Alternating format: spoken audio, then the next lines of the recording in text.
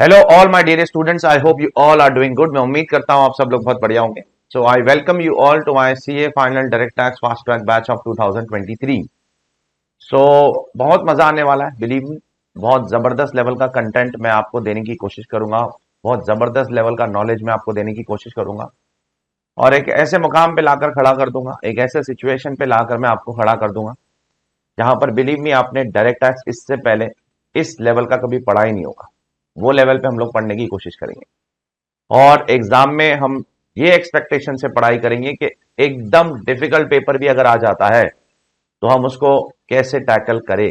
ये हमारे पास इस सवाल का जवाब होना चाहिए, क्योंकि जब आप सीए फाइनल की प्रिपरेशन करते हो तो आप ये उम्मीद से कभी भी प्रिपरेशन मत कीजिए कि पेपर आसान आएगा। हमेशा ये उम्मीद से प्रिपरेशन कीजिए कि पेपर तो डिफिकल्ट ही आने वाला है। मैंने अपनी तैयारी को किस लेवल तक की है, या मैंने अपनी तैयारी को उस लेवल तक की है कि अगर एक डिफिकल्ट पेपर भी आ जाता है तो क्या मैं उसे अटेम्प्ट कर पाऊंगा।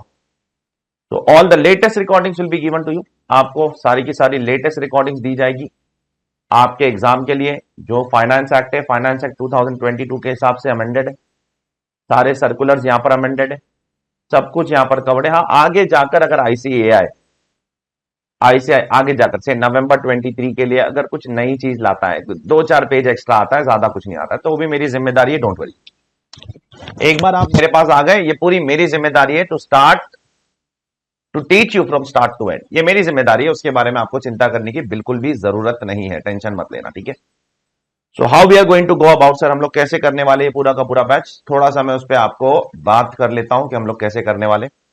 The batch will be around 120 घंटे का बैच होगा ये, ठीक है, जिसमें आपको 3 बुक मिली होगी। अगर आपने लेक्चर्स देखना शुरू कर दिया है तो आपको बुक भी मिल चुकी होगी, शायद शायद शुरुआती बच्चों को नहीं मिली होगी, शायद वो ऑन द वे होगी, वो शिपिंग कर चुका है। लेकिन जिसके पास भी बुक है, आपको देखो आपके पास 3 बुक होगी। 2 कलर्ड बुक है, उसका हमने नाम दिया है इजी नोट्स। इजी नोट्स के नाम से हम उसको अभी बुलाएंगे आज के बाद, ठीक है। अब इजी नोट्स क्यों बुला रहे हैं उसके बारे में आपको पता चल जाएगा, डोंट वरी। और साथ साथ में आपको एक क्वेश्चन बैंक दिए गए। जो कलर्ड बुक है वो आपकी कुछ इस तरीके से दिख रही होगी, मैं आपको बताता हूं। कलर्ड बुक कुछ इस तरीके की कलर बुक होगी आपकी, जिसके अंदर आपके हर एक प्रोविजंस को लेकर क्या है, कलर किए गए। और कलर को यूज करने का कुछ रीजन है। ऐसा नहीं है कि बस कलर कर दिया है बस करने के लिए, नहीं नहीं नहीं। हमने 4 कलर कोडिंग की है, red colour, blue colour, green colour and purple colour. ये 4 कलर और ब्लैक कलर तो है ही, ठीक है। 5 कलर है टोटल। तो ब्लैक में आपका पूरा कंटेंट आएगा, उसमें जो इंपॉर्टेंट है ब्लैक में पूरा कंटेंट, उसमें जो इंपॉर्टेंट है वो रेड में। उसमें जो अमेंडमेंट्स है एफए फाइनेंस एक्ट 2022 के, जो लेटेस्ट फाइनेंस एक्ट जो आपके एग्जाम के लिए एप्लीकेबल है, उसमें जो अमेंडमेंट्स है वो ग्रीन में, ताकि आपकी नजर डायरेक्ट उन पे पड़े। उसमें जो केस लॉज है इंस्टीट्यूट के स्टडी मटेरियल में, जो केस लॉज है वो ब्लू में, और उसमें जो सेक्शन नंबर्स है वो पर्पल में। तो इस तरीके से कलर कोडिंग की है हमने पूरे बुक की। और यहां पर आपको हमने कलर कोडिंग किस तरीके से की है वो लिखकर भी दे दिया है आपको। 1-2 लेक्चर में आप यूज टू हो जाओगे कौन से कलर का क्या इंपॉर्टेंस है, ठीक है। बहुत ही जबरदस्त बुक है, बिलीव मी। 500 पेजेस की है, लगभग 500 पेजेस में पूरा डायरेक्ट टैक्स खत्म हो जाएगा, पूरा पूरा 100% जो आपके सीए फाइनल के लिए रेलेवेंट है, 100%, इंक्लूडिंग इंटरनेशनल टैक्स। पेपर 6 वाला नहीं, पेपर 7 वाला, इलेक्टिव पेपर वाला नहीं, पेपर 7 वाला, जो आपका डायरेक्ट टैक्स का पेपर है, उसका भी जो इंटरनेशनल टैक्स पार्ट है, नॉन रेजिडेंट ट्रांसफर प्राइसिंग, सब कुछ इसमें कवर हो जाएगा, सब कुछ कॉम्प्रिहेंसिवली। तो मेरा पूरा ऑब्जेक्टिव ही ये था इस बुक को बनाने के समय कि बहुत ज्यादा मोटी मोटी बुक नहीं बनाऊं मैं। स्टूडेंट से रिवाइज तो होती नहीं उतनी एग्जाम के एक दिन पहले, तो कोई मतलब नहीं बनता है 800 पेजेस की कलर बुक, 900 पेजेस की कलर बुक। 800-900 पेजेस की कलर बुक रिवाइज ही नहीं हो सकती एग्जाम के एक दिन पहले, पॉसिबल ही नहीं है, फिर छूट जाएगा कुछ ना कुछ, तो क्या मतलब बनता है। तो हमने इसको इतना कंसाइज बनाया है, अप्रोक्सीमेटली 500 पेजेस के अंदर हमने पूरा का पूरा बुक खत्म कर दिया, पूरा। आप बिलीव नहीं करोगे कि 500 पेजेस में मुझे खुद को मतलब शौक हो रहा था कि मैंने कैसे कंप्लीट किया, बहुत मेहनत लगी है उसके पीछे। जब आप पढ़ोगे तो आपको पता चलेगा कितनी आसान बुक है। इसीलिए हमने इसका एक ऑल्टरनेट नाम रखा है इजी नोट्स। इजी नोट्स, ये बुक अवेलेबल फॉर सेल भी हो जाएगी कुछ दिनों बाद। फिलहाल तो अवेलेबल फॉर सेल नहीं है, फिलहाल सिर्फ बैच ले रहा है उन्हीं को मिल रही है ये, लेकिन ये अवेलेबल फॉर सेल भी हो जाएगी कुछ दिनों बाद, कुछ दिनों के अंदर ही। तो ये बुक हमको क्या देगी, जबरदस्त कंटेंट। ये बुक हमको क्या देगी, जबरदस्त कॉन्फिडेंस। ये बुक हमको क्या देगी कि एग्जाम के एक दिन पहले रिवीजन करने का कॉन्फिडेंस। कि हम एग्जाम के पहले रिवीजन कर सकते हैं। I can do it, I will do it, ये कॉन्फिडेंस आ जाएगा आप में, बिलीव मी। अब वही अगर 800 पेज 900 पेज 1000 पेज की कलर बुक दूं, क्या मतलब बनता है, क्या कैसी बुक है फिर वो? फिर तो आईसीआई मटेरियल ही पढ़ लो। फिर अगर उतनी ही मोटी बुक देना है तो आईसीआई मटेरियल से ही पढ़ लेना है, फिर तो और अच्छा है वो तो। देयरफॉर पूरा ऑब्जेक्टिव यहां पर ये था कि स्टूडेंट को कंफर्ट फील होना चाहिए। कंफर्ट के साथ साथ नॉलेज पे कॉम्प्रोमाइज नहीं होगा, कंटेंट पे कॉम्प्रोमाइज नहीं होगा, कुछ भी नहीं होगा, डोंट वरी। अब रही बात कि हम इसको रिवाइज कैसे करेंगे। रिवाइज आप इस बुक से करोगे, साथ साथ में आपके लिए YouTube के ऊपर सारे के सारे रिवीजन वीडियोस होंगे जो आपके अटेम्प्ट के होंगे। अभी तो फिलहाल पिछले अटेम्प्ट के हैं, लेकिन आपके अटेम्प्ट के भी रिवीजन वीडियोस YouTube पे आपको मिलेंगे। इसी बुक से पूरा सिलेबस मैं आपको रिवाइज करा दूंगा, पूरा सिलेबस। तो पूरा सिलेबस आप एग्जाम के दिन वीडियो खोलो, बुक सामने रखो, वीडियो सामने रखो, सुनो, खत्म। अब ये हो गई बात, क्या ये बात हो गई आपके प्रिपरेशन की। इस तरीके से हम लोग प्रिपेयर करेंगे, रिवाइज करेंगे, मेमोराइज करेंगे, चीजें याद रखेंगे। अब सबसे इंपॉर्टेंट चीज क्या होती है सीए फाइनल में? एप्लीकेशन।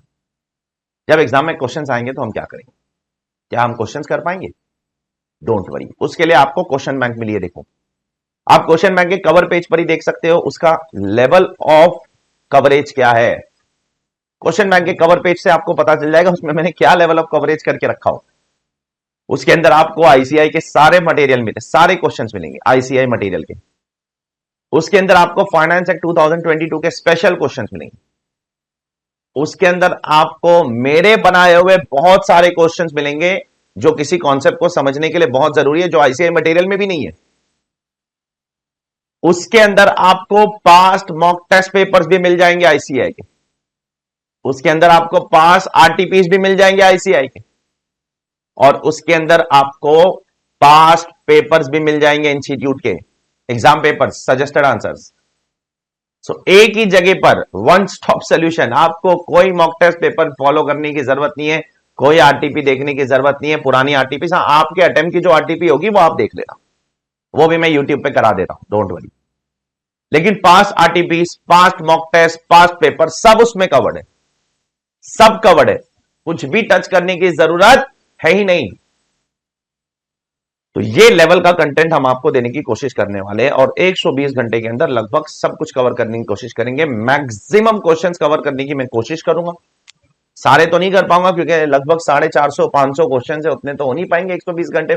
फिर सिर्फ एक बैच क्वेश्चन पे ही लेना पड़ेगा मुझे, ठीक है, अगर 500 क्वेश्चन क्लास में कराना। तो मैक्सिमम क्वेश्चंस कवर करने की कोशिश करूंगा। जो बड़े बड़े इंपॉर्टेंट क्वेश्चन है वो सारे मैं कवर कर लूंगा आपके क्लास के अंदर, और जो ऐसे क्वेश्चन है जो आप खुद से कर सकते हो वो मैं शायद इग्नोर कर सकता हूं, ठीक है, क्योंकि बैच फास्ट ट्रैक है, रेगुलर नहीं है। रेगुलर बैच में हम सारे क्वेश्चंस कवर करते हैं। तो this is what we are going to do. इसके अलावा सर हमें डाउट आएगा तो कोई टेंशन नहीं है बेटा। डाउट जो है ना हमारे स्टूडेंट का, वो मेरे ना सर आंखों पर है, मैं उसको प्रायोरिटी नंबर 1 रखता हूं बेटा। और बहुत से स्टूडेंट्स को डाउट होता है, डायरेक्ट कॉल करते हैं मुझे, मैं फोन भी उठाता हूं, मैं बात करता हूं उनसे डायरेक्टली, मैं उनको डाउट सॉल्व करता हूं। कभी कभार नहीं उठा पाता हूं तो माफ कर देना, एक ही इंसान हो, हजारों बच्चे हैं, मैं सबके कॉल नहीं उठा पाता हूं। बट उसके अलावा अगर आपको डाउट है, कोई गंभीर डाउट है, बहुत ही डेंजरस डाउट है, सॉल्व ही नहीं हो पा रहा है, कॉल कीजिए, कोई टेंशन वाली बात नहीं है। कौन से नंबर पे? देखो बुक पे आपके पीछे नंबर लिखा हुआ है, आगे भी नंबर लिखा हुआ कहीं तो है, आगे या पीछे, 9009008977। या तो व्हाट्सएप कीजिए उस नंबर पे, या हमारा टेलीग्राम ग्रुप ज्वाइन कर लीजिए please, CA Arish Khan direct tax, मैं नीचे लिंक डाल देता हूं, ठीक है, आपको लिंक भेज देता हूं सभी को।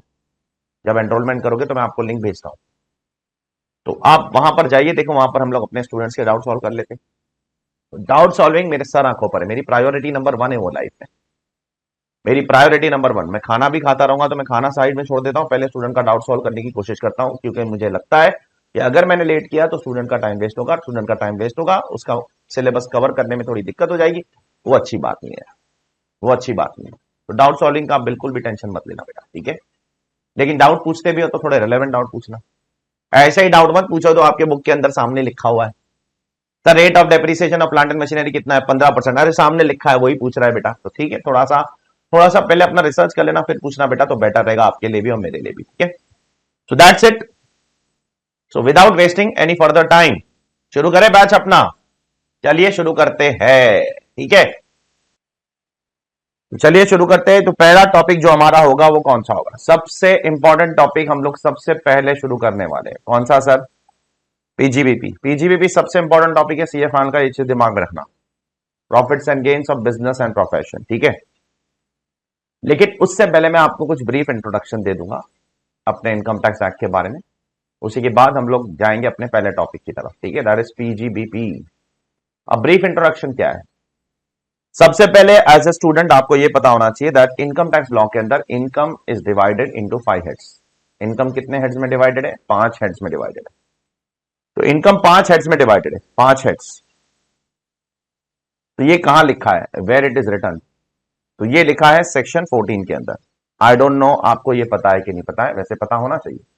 अब नहीं भी पता है तो बहुत सारी चीजें अभी आपको सीए फाइनल में पहली बार पता चलने वाली है, ठीक है। आपने अगर पहले पढ़ा भी होगा ना तो भी आपको बहुत सी चीजें शायद नहीं पता होगी।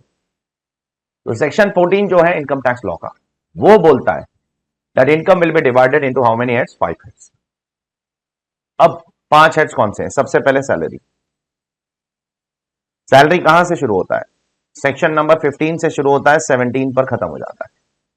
ये 3 सेक्शन मेनली सैलरी के ऊपर है। उसके ऊपर income from house property. House property कहां से शुरू होता है? हाउस प्रॉपर्टी शुरू होता है 22 से, खत्म हो जाता है 27। तो ये 6-7 सेक्शन हाउस प्रॉपर्टी के चैप्टर के अंदर कवर हो जाएंगे। तीसरा पीजीबीपी, जो हमारा सबसे इंपॉर्टेंट हेड ऑफ इनकम है, वो कहां शुरू होता है? वो शुरू होता है 28 से, 28 से 44 डीबी तक। तो ये 15-16 सेक्शन है जो हमको पढ़ने पड़ेंगे टू कंप्लीट पीजीबीपी, ठीक है। चौथा सेक्शन, चौथा हेड आपका कैपिटल गेन्स है। कैपिटल गेन्स कहां से शुरू होता है? कैपिटल गेन शुरू होता है सेक्शन 45 से सेक्शन 55 ए तक, ठीक है। तो यहां पर आपका कैपिटल गेन्स खत्म हो जाता है 11 सेक्शन में। उसके बाद आता है आपका income from other source. Income from other source कहां से आता है? Income from other source section 56 से शुरू होता है और सेक्शन 59 पे खत्म होता है। तो ये है आपका 5 हेड्स ऑफ इनकम, और ये इनकम 5 हेड्स में डिवाइडेड है। वो कहां लिखा है? वो लिखा है सेक्शन 14 के अंदर। Section 14 talks about division of income into 5 heads. अगर इनकम को 5 हेड्स में डिवाइड करना है, ये कहां लिखा गया है ये देखना है तो सेक्शन 14 खोल के देखिए, और फिर सेक्शन 15 से आपका पहला हेड शुरू हो जाएगा। अब सबसे बड़ा सवाल यहां पर यह आता है कि भाई कब कौन सा बंदा कौन से हेड में जाएगा? क्या अपनी मर्जी से कहीं भी चला जाएगा? बिल्कुल भी नहीं, अपनी मर्जी नहीं चलेगी यहां पर, अपनी मनमानी नहीं चलेगी। कब कौन सा बंदा कौन से हेड में जाएगा वो कैसे पता चलता है? वो पता चलता है by reading the first section of every head. आपको हर एक हेड का पहला सेक्शन पढ़ना पड़ेगा। हर एक हेड के पहले सेक्शन के अंदर लिखा गया है कि आप उस हेड में कब आओगे। उसको बोलते हैं चार्जिंग सेक्शन। कैसा सेक्शन? Charging section. क्यों सर? उसको इसलिए चार्जिंग सेक्शन कहते हैं क्योंकि ये सेक्शन आपको बताता है कि आप पे टैक्स इस हेड में कब चार्ज होगा। मिसाल के तौर पे मैं सैलरी में कब आऊंगा, उसकी क्या चार्जेबिलिटी है, वो आपको सेक्शन 15 बताएगा। क्या बोलता है सेक्शन 15? सेक्शन 15 बोलता है एम्प्लॉयर और एम्प्लॉई का रिलेशनशिप होना चाहिए। अगर एम्प्लॉयर एम्प्लॉई रिलेशनशिप है तो आप सैलरी। सेक्शन 22 में हाउस प्रॉपर्टी में कब आऊंगा, क्या बोलता है लॉ?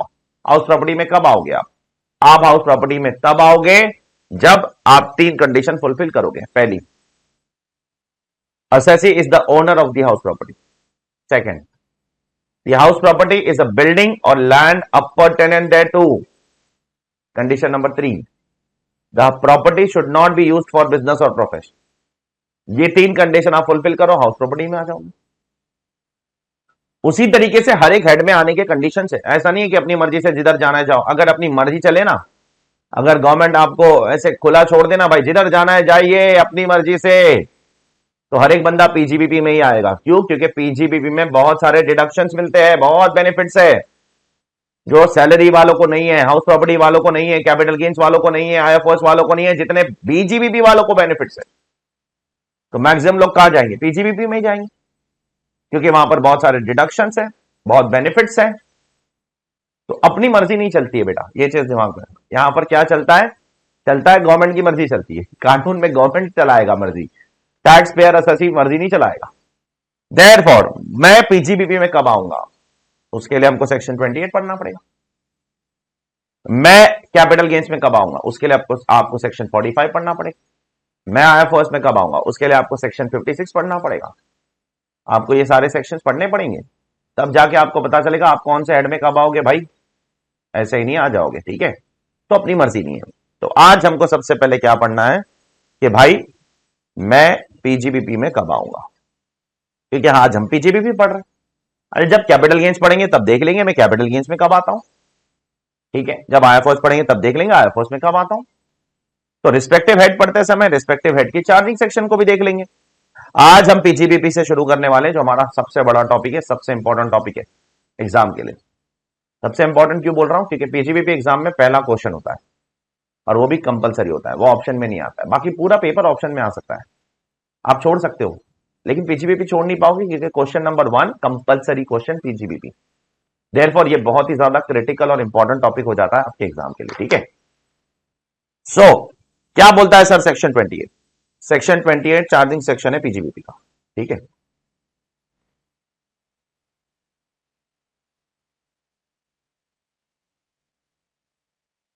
और यहां पर भी दो किस्म के चार्जिंग सेक्शन है, एक जनरल चार्ज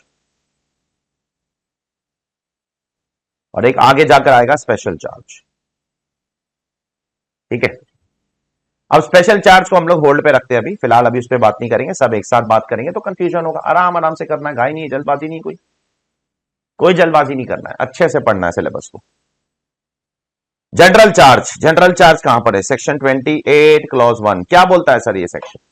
ये सेक्शन क्या बोलता है मैं आपको पहले ओरली बता देता हूं, फिर मैं आपको बुक में से बताऊं। ये सेक्शन बोलता है profits and gains from business and profession carried on by an assessee at any time during the previous year. ये चार चीजें बोलता है, मैं फिर से बोल रहा हूं। Profits and gains from business और profession carried on by an assessee at any time during the previous year is chargeable under PGB. PGBP में क्या चार्जेबल है? ये चार्जेबल है जो मैंने अभी आपको बताया, ठीक है। जैसे यहां पर लिखा है 28(1) chapter number 1 page number 1.1 profits and gains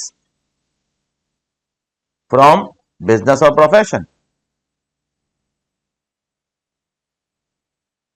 carried on by the SSC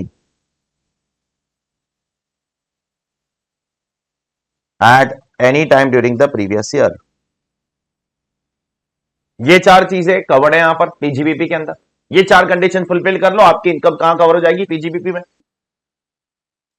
तो अभी अपने को ये हर एक शब्दों के बारे में बात करना पड़ेगा, ठीक है। जैसे प्रॉफिट्स एंड गेन्स का मतलब क्या होता है, बिजनेस का मतलब क्या होता है, प्रोफेशन का मतलब क्या होता है, कैरिड ऑन बाय एसएससी का मतलब क्या होता है, at any time during the previous year का मतलब क्या होता है। इन सब शब्दों का मतलब अपने को समझना पड़ेगा जो यहां पर लिखा हुआ है, ठीक है। सबसे पहले मैं बताऊंगा आपको बिजनेस का मतलब क्या होता है, उसके बाद मैं आपको बताऊंगा प्रोफेशन का मतलब क्या होता है, उसके बाद मैं आपको बताऊंगा प्रॉफिट्स एंड गेन्स का मतलब क्या होता है, उसके बाद मैं आपको बताऊंगा कैरिड ऑन बाय एसएससी का मतलब क्या होता है, और उसके बाद मैं आपको बताऊंगा eight any time during the previous year का मतलब क्या होता है। जब ये पांचों शब्दों का मतलब आप समझ जाओगे तब आपको समझ आ जाएगा कि कब आपकी इनकम पीजीबीपी में कवर होगी। देखो बेसिकली तो आपको समझ आ गया होगा, क्योंकि यहाँ जो लैंग्वेज है बहुत सिंपल लैंग्वेज है, कोई कॉम्प्लिकेटेड लैंग्वेज नहीं है। क्या बोलता है ये पूरा 2 लाइन? बोलता है आपको प्रॉफिट्स कमाना है। कहां से कमाना है? बिजनेस या प्रोफेशन करके कमाना है। कैसे कमाना है? एसएससी को कमाना है, which was carried on by the SSC. कब कमाना है? पूरे साल में कभी भी कमाओ। देखो सिंप्लीफाइड वर्जन में तो बहुत आसान है, लेकिन लॉ इतना सिंपल नहीं होता है बेटा। लॉ के अंदर बिटवीन द लाइंस बहुत सारी चीजें होती है। There are lot of things which are between the lines. शब्दों को आपको खुदेड़ खुदेड़ के समझना पड़ेगा यहां पर क्या बोलना चाहता है लॉ। तो सबसे पहली चीज जो हम लोग यहां पर समझने की कोशिश कर रहे हैं वो है बिजनेस का मतलब क्या होता है भाई। क्या बिजनेस शब्द डिफाइंड है इनकम टैक्स में? The answer is yes. Business income tax law में डिफाइंड है। कहां डिफाइंड है? Business is defined under section 2(13). कैसे डिफाइंड है? Business includes trade, commerce, manufacture और any adventure in the nature of trade, commerce, manufacture. तो business का मतलब क्या है? मतलब नहीं मालूम, गवर्नमेंट मतलब नहीं बताती है, गवर्नमेंट लिस्ट देती है। देखो 2 किस्म के डेफिनेशन होते हैं इनकम टैक्स लॉ में। एक तो बोलेंगे बिजनेस मीन्स मतलब ये मतलब बता रहा है, और एक होगा बिजनेस इंक्लूड्स। इंक्लूड्स मतलब नहीं बता रहा है, एक लिस्ट दे रहा है। तो बिजनेस का डेफिनेशन कैसा है? बिजनेस का डेफिनेशन लिस्ट देने वाला है, मतलब बताने वाला नहीं है। तो लिस्ट में क्या क्या आता है? बिजनेस, गवर्नमेंट बोलती है बिजनेस में ट्रेड आएगा, ट्रेड मतलब बाइंग सेलिंग। बिजनेस में कॉमर्स आएगा, कॉमर्स मतलब जब तुम ट्रेड बड़े लेवल पे करोगे ना, बड़े लेवल, नेशनल या इंटरनेशनल लेवल पे, तो उसी ट्रेड को बोला जाता है कॉमर्स। तो बिजनेस में गवर्नमेंट बोलती है बिजनेस इंक्लूड्स, गवर्नमेंट मतलब नहीं बताती है, इंक्लूसिव डेफिनेशन देती है। सेक्शन 2 क्लॉज 13 में बिजनेस इंक्लूड्स ट्रेड या कॉमर्स या मैन्युफैक्चर करना कोई भी चीज को, लेकिन उसमें एडवेंचर होना जरूरी है। क्या होना जरूरी है? एडवेंचर। एडवेंचर का मतलब क्या होता है? जब भी आप बिजनेस करो तो एडवेंचर हो। एडवेंचर किसको बोलते हैं भाई? घर में बैठने वाले को एडवेंचर कहते हैं क्या? नहीं, पहाड़ों पे चढ़ने वाले को एडवेंचर कहते हैं, समंदर में कूदने वाले को एडवेंचर कहते हैं। मतलब आप जिंदगी में क्या ले रहे हो? रिस्क ले रहे हो, तो बिजनेस है। बिना रिस्क के बिजनेस है ही नहीं, तो बिजनेस में रिस्क होना जरूरी है। तो business includes trade, commerce, manufacture in the nature of adventure. Adventure होना जरूरी है। लेकिन बड़ा ही घटिया डेफिनेशन, कोई खास क्लैरिटी नहीं देता है। तो सुप्रीम कोर्ट बीच में आता है। अब जब गवर्नमेंट कुछ क्लैरिटी ठीक से देगी नहीं, तो कोर्ट को आना पड़ेगा कि नहीं आना पड़ेगा बीच में? तो अब कोर्ट बीच में आ रहा है और कोर्ट बता रहा है भाई हम बताएंगे कि डेफिनेशन क्या है बिजनेस का। तो कोर्ट ने स्लाइटली बेटर डेफिनेशन बताया। मैं नहीं कहूंगा कि बहुत अच्छा बता दिया, slightly better. In the case of Barendra Prasad Ray, ये केस लॉ इतना इंपॉर्टेंट नहीं है, याद रखोगे नहीं तो भी चलेगा। क्या बोलता है कोर्ट? तो कोर्ट बोलता है कि भाई business includes systematic and organised activity in the nature of. आपको एक सिस्टमैटिक एंड ऑर्गेनाइज्ड एक्टिविटी करनी पड़ेगी, ठीक है, by applying labour and skill. आपको वहां पर लेबर मतलब वर्कर्स को लगाना पड़ेगा, अपने स्किल को लगाना पड़ेगा। बिजनेस में आप सिस्टमैटिक एक्टिविटी करो, ऑर्गेनाइज एक्टिविटी करो, लेबर को लगाओ, स्किल को लगाओ, with dominant intention of earning profits. Profit earn करो, उसे कहते हैं बिजनेस। और क्या? इंसान धंधा क्यों करता है? चैरिटी के लिए थोड़ी करता है। इंसान धंधा करता ही है, बिजनेस करता ही है, किसके लिए? प्रॉफिट कमाने के लिए, और क्या। तो बहुत ही अजीब सा डेफिनेशन, कोई क्लैरिटी नहीं देता है लॉ के अंदर। और जब क्लैरिटी नहीं देता है तो कंफ्यूजन होता है, और कंफ्यूजन होता है तो टैक्स पेयर को लिटिगेशन होता है। लिटिगेशन मतलब डिस्प्यूट। डिपार्टमेंट कुछ बोलेगा, एसएससी कुछ बोलेगा, डिपार्टमेंट बोलेगा नहीं आप बिजनेस कर ही नहीं रहे हो, एसएससी बोलेगा नहीं मैं बिजनेस ही कर रहा हूं। क्योंकि जब तक आप ये नहीं प्रूव करोगे ना कि आप बिजनेस कर रहे हो कि नहीं कर रहे हो, तब तक आप इस हेड ऑफ इनकम में तो आ ही नहीं सकते हो। अरे भाई, इस हेड ऑफ इनकम में आने के लिए बिजनेस करना तो जरूरी है ना, या प्रोफेशन करना जरूरी है? दोनों में से एक तो करना पड़ेगा। देयरफॉर बड़ा ही कंफ्यूजिंग डेफिनेशन, ठीक है। इसके कंफ्यूजन को और थोड़ा खोलेंगे थोड़ी देर बाद, जस्ट वेट। अब प्रोफेशन का डेफिनेशन उससे भी घटिया। सर प्रोफेशन मतलब क्या? देखो, एक वर्ड का डेफिनेशन है, एक वर्ड है, मैं अपनी तरफ से नहीं बोल रहा हूं, जाके इनकम टैक्स लॉ चेक कर लेना क्या लिखा है उसमें। Section 2 clause 36। प्रोफेशन का मतलब नहीं मालूम, फिर से मतलब नहीं बताएंगे। गवर्नमेंट मतलब बनाने में इंटरेस्टेड नहीं है। गवर्नमेंट क्या बताने में इंटरेस्टेड है? प्रोफेशन में क्या आ सकता है, क्या नहीं आ सकता है। Profession includes what? Profession includes vocation. Vocation का मतलब बता दो फिर। इट्स वोकेशन है, नॉट वेकेशन, प्लीज। वोकेशन मतलब क्या? वोकेशन का मतलब होता है, आप लिख लो चाहिए तो, any occupation requiring some skill. Any occupation requiring some skill. कोई भी ऑक्यूपेशन जिसमें स्किल की जरूरत है। स्किल मतलब कला, कलाबाजी करके दिखा सकते हो आप, ठीक है। उसमें डिग्री की जरूरत है, सर्टिफिकेट की? सर्टिफिकेट डिग्री की जरूरत नहीं है। मिसाल के तौर पे स्किल की जरूरत है, सर्टिफिकेट नहीं। मिसाल के तौर पे एक चार्टर्ड अकाउंटेंट के पास डिग्री भी है, स्किल भी है। डॉक्टर के पास डिग्री भी है, स्किल भी है, दोनों है, वो प्रोफेशन है। लेकिन विराट कोहली के पास स्किल है, डिग्री थोड़ी है। क्रिकेट में कोई डिग्री थोड़ी आती है। अमिताभ बच्चन के पास स्किल है, डिग्री थोड़ी है, बराबर क्या नहीं? बाबा रामदेव के पास स्किल है, डिग्री थोड़ी है, प्रोफेशन है वो उनका। तो प्रोफेशन में क्या जरूरी है? स्किल जरूरी है। स्किल, आपका जो ऑक्यूपेशन है उसमें स्किल की जरूरत है, डिग्री की जरूरत नहीं है। डिग्री हो तो भी चलेगा, डिग्री नहीं है तो भी चलेगा, कोई दिक्कत नहीं, ठीक है। तो ये है आपका प्रोफेशन का डेफिनेशन। बिजनेस का डेफिनेशन बड़ा ही घटिया। Business includes trade, commerce, manufacture in the nature of adventure. अब इतना घटिया डेफिनेशन बनाओगे तो लिटिगेशन होगा। लिटिगेशन मतलब डिस्प्यूट। जैसे यहां पर मैंने कुछ डिस्प्यूट्स डाले, एक एक करके मैं आपको एक्सप्लेन करता हूं और उसके बारे में डिटेल में बताता हूं। पहला, आप कुछ पढ़ना मत, ठीक है, मैं आपको समझाता हूं आराम आराम से। पहला डिस्प्यूट क्या है? एक एसएससी था, उसके पास ह्यूज लैंड थी, बहुत बहुत बड़ी लैंड, बहुत बड़ी जमीन। अब वो जमीन उसकी बिक नहीं रही है, बिक नहीं रही है। बेचने जाता है तो कोई खरीदता नहीं है। क्यों नहीं खरीदता है? क्योंकि इतनी बड़ी जमीन कौन खरीदेगा भाई? इतनी बड़ी जमीन खरीदेगा कौन? आप बोलोगे 50 एकड़ जमीन है, खरीदो, कौन खरीदेगा? तो किसी ने उसको एडवाइस दिया भाई इतनी बड़ी जमीन को आप प्लॉट्स में डिवाइड कर दो। छोटे छोटे छोटे छोटे प्लॉट्स क्यों नहीं बना देते आप छोटे छोटे छोटे छोटे छोटे छोटे छोटे बहुत सारे प्लॉट्स बना दो, फिर बेचो। तो उसके दिमाग की बत्ती जली। फिर उसने बोला हाँ सही बात है यार, अगर मैं छोटे छोटे प्लॉट्स बनाऊंगा और बेचूंगा तो बिक जाएगी। तो उसने क्या किया, उसको बेच के मार्केट से बाहर निकलना था, तो पैसे की जरूरत थी। तो उसने पूरे पूरे जमीन की, जो इतनी बड़ी जमीन है ना, उसके छोटे छोटे छोटे छोटे छोटे छोटे बहुत सारे प्लॉट्स बनाए और फिर उसने बेचना शुरू कर दिया। बताइए कहां जाएगा ये पीजीबीपी में जाएगा या कैपिटल गेन? अब डिपार्टमेंट बोलने लगा ये पीजीबीपी है, असेसी बोलने लगा ये कैपिटल गेन्स है, मैटर चला गया कोर्ट, लड़ाई तो होगी है। कोर्ट में जब मैटर गया तो कोर्ट ने बोला भाई ये है कैपिटल गेन्स, चेक करो। कोर्ट बोलता है यहां पर असेसी कोई बिजनेस नहीं कर रहा है, यहां पर असेसी का कोई इंटेंशन यहां पर बिजनेस करना नहीं है कि लैंड खरीद रहा है बेच रहा है, लैंड खरीद रहा है बेच रहा है, खरीद रहा है नहीं नहीं नहीं नहीं, लैंड तो उसके पास पहले से है। उसका डोमिनेंट पर्पस क्या था, उसका मेन पर्पस क्या था कि भाई कैसे भी करके लैंड बिके, मार्केट से एग्जिट मारो, मेरे को मेरा पैसा मिले, ये उसका मेन पर्पस था। उसका पर्पस यहां पे पैसा कमाना था ही नहीं, उसका पैसा यहां पर प्रॉफिट कमाना था ही नहीं, उसका पैसा था कि लैंड को बेचो कुछ भी करके।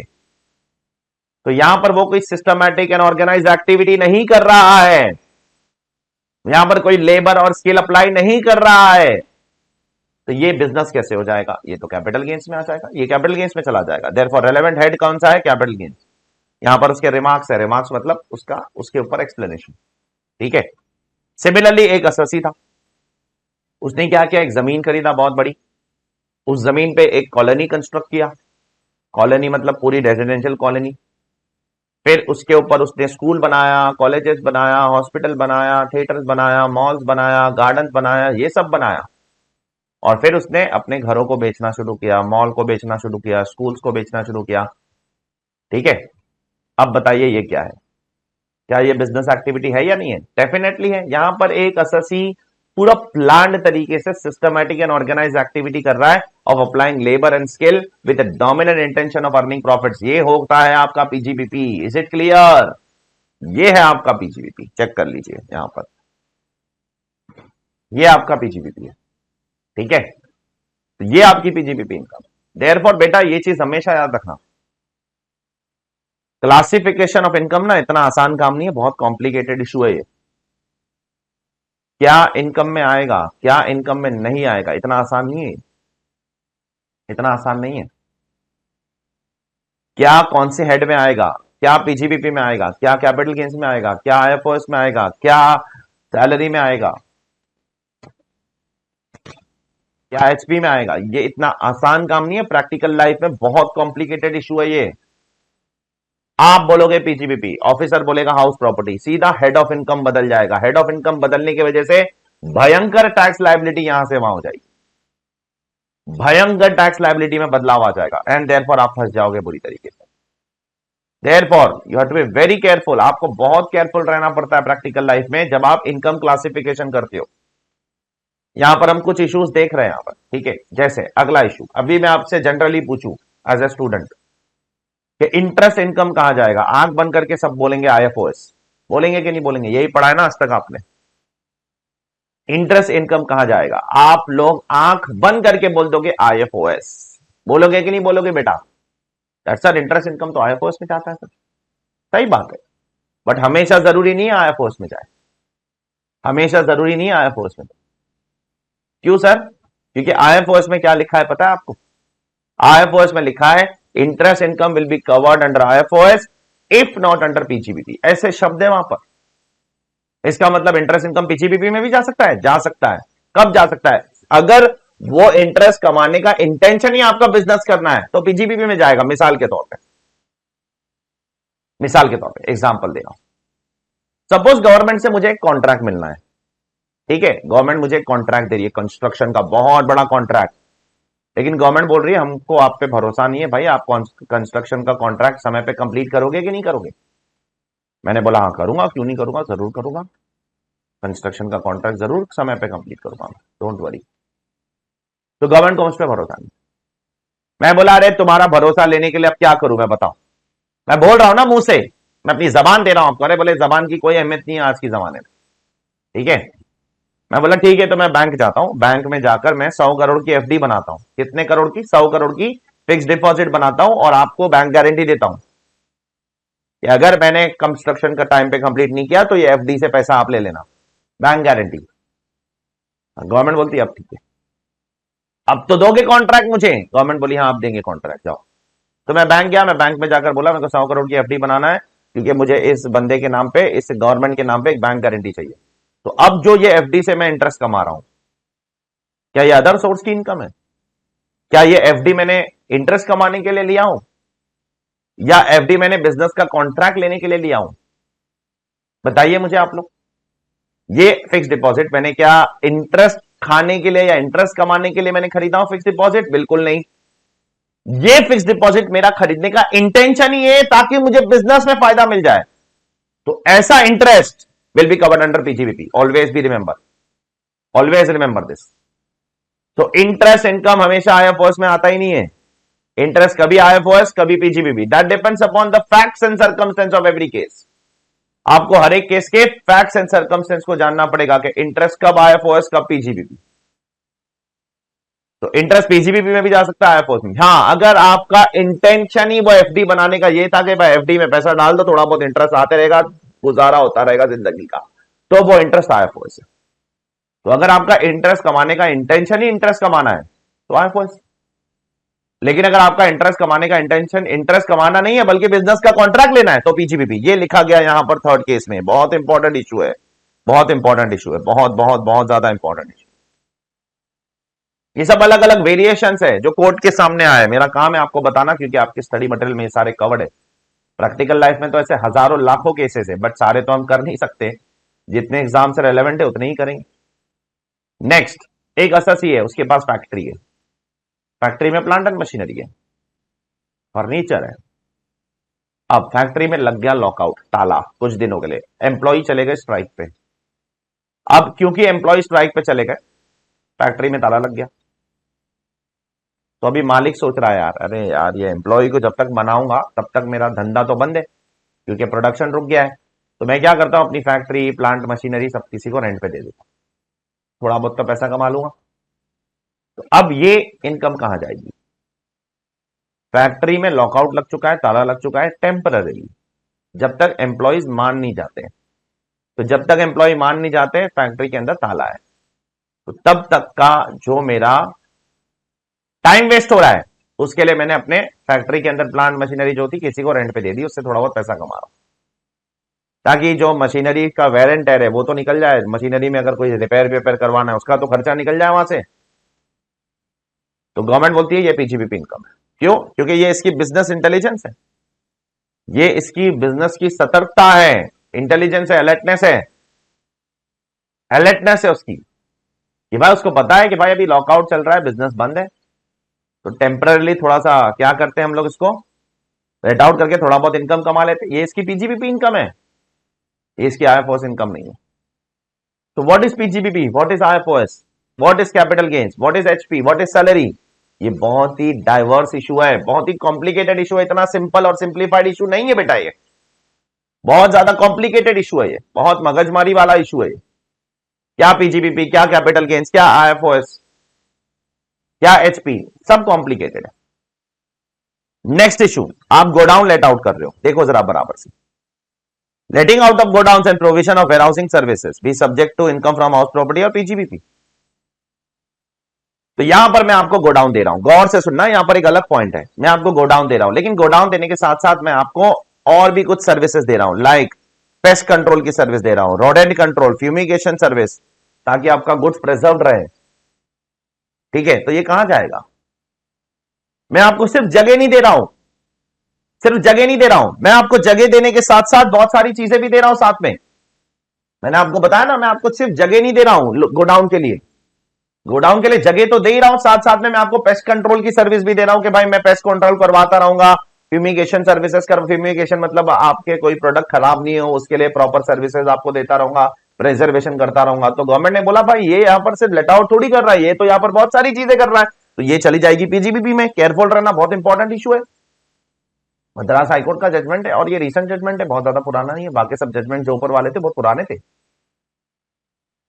नाम वाम आप मत याद रखो, इट्स ओके यार, ये सब नाम नहीं याद रखोगे तो भी चले। इशू क्या है वो याद रखने की कोशिश करो कि भाई अगर सिर्फ जगह लेट आउट करता है तो बात अलग है, इनकम फ्रॉम हाउस प्रॉपर्टी, लेकिन जगह के साथ पेस्ट कंट्रोल भी दे रहा है, फ्यूमिगेशन सर्विस भी दे रहा है, प्रिजर्वेशन भी कर रहा है, मॉइस्चर नहीं हो ये भी ध्यान रख रहा है, सिक्योरिटी की सर्विस भी दे रहा है। अरे भाई इतनी सारी सर्विस दे रहा है तो फिर तो ये बंदा बिजनेसमैन है यार, इतनी सारी सर्विस दे रहा है तो ये तो पीजीबीपी है, तो पीजीबीपी में चला जाएगा, चेक करो। तो क्या पीजीबीपी में आएगा, क्या नहीं आएगा, बहुत डाइवर्स इशू है। अगला इशू भी बहुत इंपॉर्टेंट है, देखो मैं आपको बताता हूं। सपोज मेरे पास कुछ हाउस प्रॉपर्टीज पड़ी हुई है, ठीक है, तो मैंने उसको लेट आउट किया, तो वो कहां जाएगा, वो जाएगा इनकम फ्रॉम हाउस प्रॉपर्टी। बराबर। मेरे पास 3-4 घर है, इसमें से 1-2 घर में हम लोग रहते हैं, बाकी 2 घर हमने लेट आउट कर दिया, वो इनकम फ्रॉम हाउस प्रॉपर्टी। ठीक है, अब इशू यहां नहीं है, इशू कहां है मैं बताता हूं आपको। सेकंड, सपोज लोधा बिल्डर है। कौन है, लोधा बिल्डर। अब जो लोधा बिल्डर है उसके पास एक बिल्डिंग बना के रखा है, उसका काम क्या है बताइए। लोधा बिल्डर का क्या काम, लोधा बिल्डर का काम है बिल्डिंग बनाना और बिल्डिंग को बेचना। बराबर। तो उसके पास 100 फ्लैट्स है। अब 100 में से 50 फ्लैट्स सोल्ड और 50 अनसोल्ड। अब जो अनसोल्ड फ्लैट है वो क्या कर रहा है, उसको लेट आउट कर रहा है। ठीक है, अनसोल्ड फ्लैट को क्या कर रहा है, लेट आउट कर रहा है। तो वो जो लेट आउट की इनकम है वो कहां जाएगी, हाँ कहां जाएगी। जो अनसोल्ड फ्लैट है वो जो लेट आउट कर रहा है वो इनकम कहां जाएगी, वो इनकम जाएगी इनकम फ्रॉम हाउस प्रॉपर्टी। क्यों, पीजीबीपी में नहीं जाएगी, नहीं। क्यों नहीं जाएगी, क्योंकि लोधा का काम प्रॉपर्टी को लेट आउट करना नहीं है। लोधा का काम क्या है, उसका बिजनेस क्या है, उसका बिजनेस है प्रॉपर्टी बनाना और प्रॉपर्टी बेचना बेचना बेचना, बेचने पे फोकस करना, सेल पे। लोधा का काम बिल्कुल भी नहीं है कि प्रॉपर्टी बनाना और लेट आउट करना, लेट आउट करना, लेट आउट, तो बिल्कुल भी नहीं। जिस दिन लोधा इस बिजनेस में आ जाएगा ना, प्रॉपर्टी बना के लेट आउट करने वाला, उस दिन मैं बोलूंगा उसकी पीजीबीपी इनकम है। तो अगर लोधा जैसा बिल्डर भी अगर प्रॉपर्टी बना के लेट आउट कर रहा है, क्योंकि बिक नहीं रही है इसलिए लेट आउट कर रहा है, इसलिए नहीं लेट आउट कर रहा है क्योंकि लेट आउट उसका धंधा है, अब बिक नहीं रही है तो लेट आउट करना पड़ रहा है, और लेट आउट कर रहा हूं तो वो इनकम फ्रॉम हाउस प्रॉपर्टी जाएगी। लेकिन लेकिन बहुत बारीकी से सुनना बेटा, यहां पर एक केस लॉ है, देखो चेन्नई प्रॉपर्टीज। अब ये लोधा से अलग है, अब मैं बताता हूं ये कैसे अलग है, नहीं तो कंफ्यूजन हो जाएगा यहां पर। मुझे पता है स्टूडेंट्स को कहां कंफ्यूजन हो सकता है और कहां नहीं कंफ्यूजन हो जाएगा। क्या confusion, Chennai properties and investment limited ये और रयाला कॉर्पोरेशन प्राइवेट लिमिटेड, ये 2 अलग अलग केस लॉ, एक 2015 में आया था, एक 2016 में आया था। क्या बोलते हैं ये केस लॉ, मैं बता रहा हूं आपको। ये केस लॉ में क्या होता पता है, एसएससी ने एक प्रॉपर्टी खरीदा, खरीदने के बाद अपने मेमोरेंडम ऑफ एसोसिएशन में लिखा दैट मेरा ऑब्जेक्टिव इसको खरीदने का क्या है, खरीद के लेट आउट करना मेरा ऑब्जेक्टिव है, मेरा और कोई ऑब्जेक्टिव नहीं है, और मेरी सब्सटैंशियल इनकम लेट आउट से ही आने वाली है। तो एसएससी ने प्रॉपर्टी खरीदा, प्रॉपर्टी खरीदने के बाद मेमोरेंडम ऑफ एसोसिएशन में दलवाया कि भाई मेरा मेन ऑब्जेक्ट प्रॉपर्टी खरीदना है और लेट आउट करना है, प्रॉपर्टी खरीद के बेचना नहीं है, लेट आउट करना मेरा ऑब्जेक्टिव है। लोधा जैसा नहीं है, लोधा का ऑब्जेक्टिव क्या है, प्रॉपर्टी बनाकर बेचना ऑब्जेक्टिव है, तो लेट आउट करना उसका बिजनेस नहीं हो सकता है, लेकिन मेरा तो बिजनेस ही लेट आउट करना है। तो मेरी इनकम पीजीबीपी में आनी चाहिए, प्लस मेरी सब्सटैंशियल इनकम लेट आउट से आती है, सब्सटैंशियल इनकम लेट आउट से आती है, तो मेरी इनकम पीजीबीपी में जानी चाहिए। यह आर्ग्यूमेंट किया एसएससी ने और कोर्ट ने बोला यस सही बात है, तुम्हारी इनकम लोधा से अलग है। फर्क समझो, लोधा क्या कर रहा है, लोधा बिल्डिंग बनाकर बेचने का काम है उसका, और मेरा काम क्या है, बिल्डिंग खरीद के लेट आउट करने का काम है। तो मेरी इनकम फ्रॉम पीजीबीपी हुई या नहीं हुई, मेरा तो काम ही बिजनेस एंड प्रोफेशन है। जैसे मॉल वाले क्या करते हैं बताइए मुझे, बिल्डिंग बनाते हैं, मॉल बनाते हैं और फिर बेचते नहीं है मॉल वाले, कभी भी लेट आउट करते हैं, let out. Maximum malls India के अंदर लेट आउट, कुछ इक्का दुक्का मॉल होंगे जो बेचते होंगे, बाकी हमारे शहरों में तो नहीं बेचते कम से कम। ठीक है, मुंबई में तो कम से कम बेचते नहीं है मॉल, वो तो बेचेंगे नहीं, इतनी महंगी प्रॉपर्टी क्यों बेचेंगे, वो भाड़ा को खाएंगे ना भर भर के आराम से, अच्छा भाड़ा मिलता है, लाखों रुपए करोड़ों रुपए भाड़ा कमाते हैं हर महीने का। देयरफॉर प्रॉपर्टी बनाया, लेट आउट किया, तो उनका काम क्या है, पीजीबीपी है। लोधा से अलग है, वो लोधा से अलग है। तो ये बहुत ही बारीक डिफरेंसेस है बेटा, what comes in business, what not comes in business. देखो ना यहां पर कितने अलग अलग वेराइटीज है। अगर आप एक ह्यूज लैंड को प्लॉट में डिवाइड करके बेचते हो तो वो आपकी बिजनेस थोड़ी है, वो कैपिटल गेन्स है। हाँ, वही लैंड पे कॉलोनी कंस्ट्रक्ट करके बेचते हो तो पीजीबीपी। इंटरेस्ट आईएफओएस में भी आ सकता है, पीजीबीपी में भी आ सकता है, डिपेंड्स। प्लांट एंड मशीनरी को लेट आउट कर रहे हो बिकॉज फैक्ट्री में लॉकआउट है, पीजीबीपी। वो आपका बिजनेस इंटेलिजेंस है, उसको टेक्निकल वर्ड में बोला जाता है बिजनेस एक्सपीडियंसी, बिजनेस एक्सपीडियंसी बोला जाता है उसको। आप गोडाउन लेट आउट कर रहे हो लेकिन उसके साथ बहुत सारी सर्विस दे रहे हो, तो फिर वो हाउस प्रॉपर्टी नहीं बोली जा सकती है, वो पीजीबीपी हो जाएगी। लोधा अगर प्रॉपर्टी लेट आउट करता है, इनकम फ्रॉम हाउस प्रॉपर्टी, आप प्रॉपर्टी लेट आउट करते हो, इनकम फ्रॉम हाउस प्रॉपर्टी, लेकिन Chennai property property let out करता है, जो खरीदा ही लेट आउट करने के लिए है, तो इनकम फ्रॉम पीजीबीपी। क्लियर? तो ये कुछ इश्यूज थे with respect to what is business, what is not, क्या बिजनेस में आएगा, क्या बिजनेस में नहीं आएगा, क्या पीजीबीपी में आएगा, क्या एचपी में जाएगा, क्या पीजीबीपी में आएगा, क्या आईएफओएस में जाएगा, क्या पीजीबीपी में आएगा, क्या सीजी में जाएगा। ये कुछ इश्यूज थे। Now coming to the second part, profits and gains from what, business and profession हो गया। Now what do you mean by profits and gains? तो उसके कुछ कैरेक्टरिस्टिक्स गवर्नमेंट ने दिए। पहला, प्रॉफिट्स एंड गेन्स रेवेन्यू होना चाहिए। कैसा होना चाहिए? रेवेन्यू, कैपिटल नहीं चलेगा, नहीं चलेगा। अगर कैपिटल प्रॉफिट्स को चार्ज करना है तो आपको स्पेशल चार्जिंग सेक्शंस बनाने पड़ेंगे। जो मैंने आपको शुरुआत में बोला, दो किस्म के चार्जिंग सेक्शन है, एक जनरल, एक स्पेशल।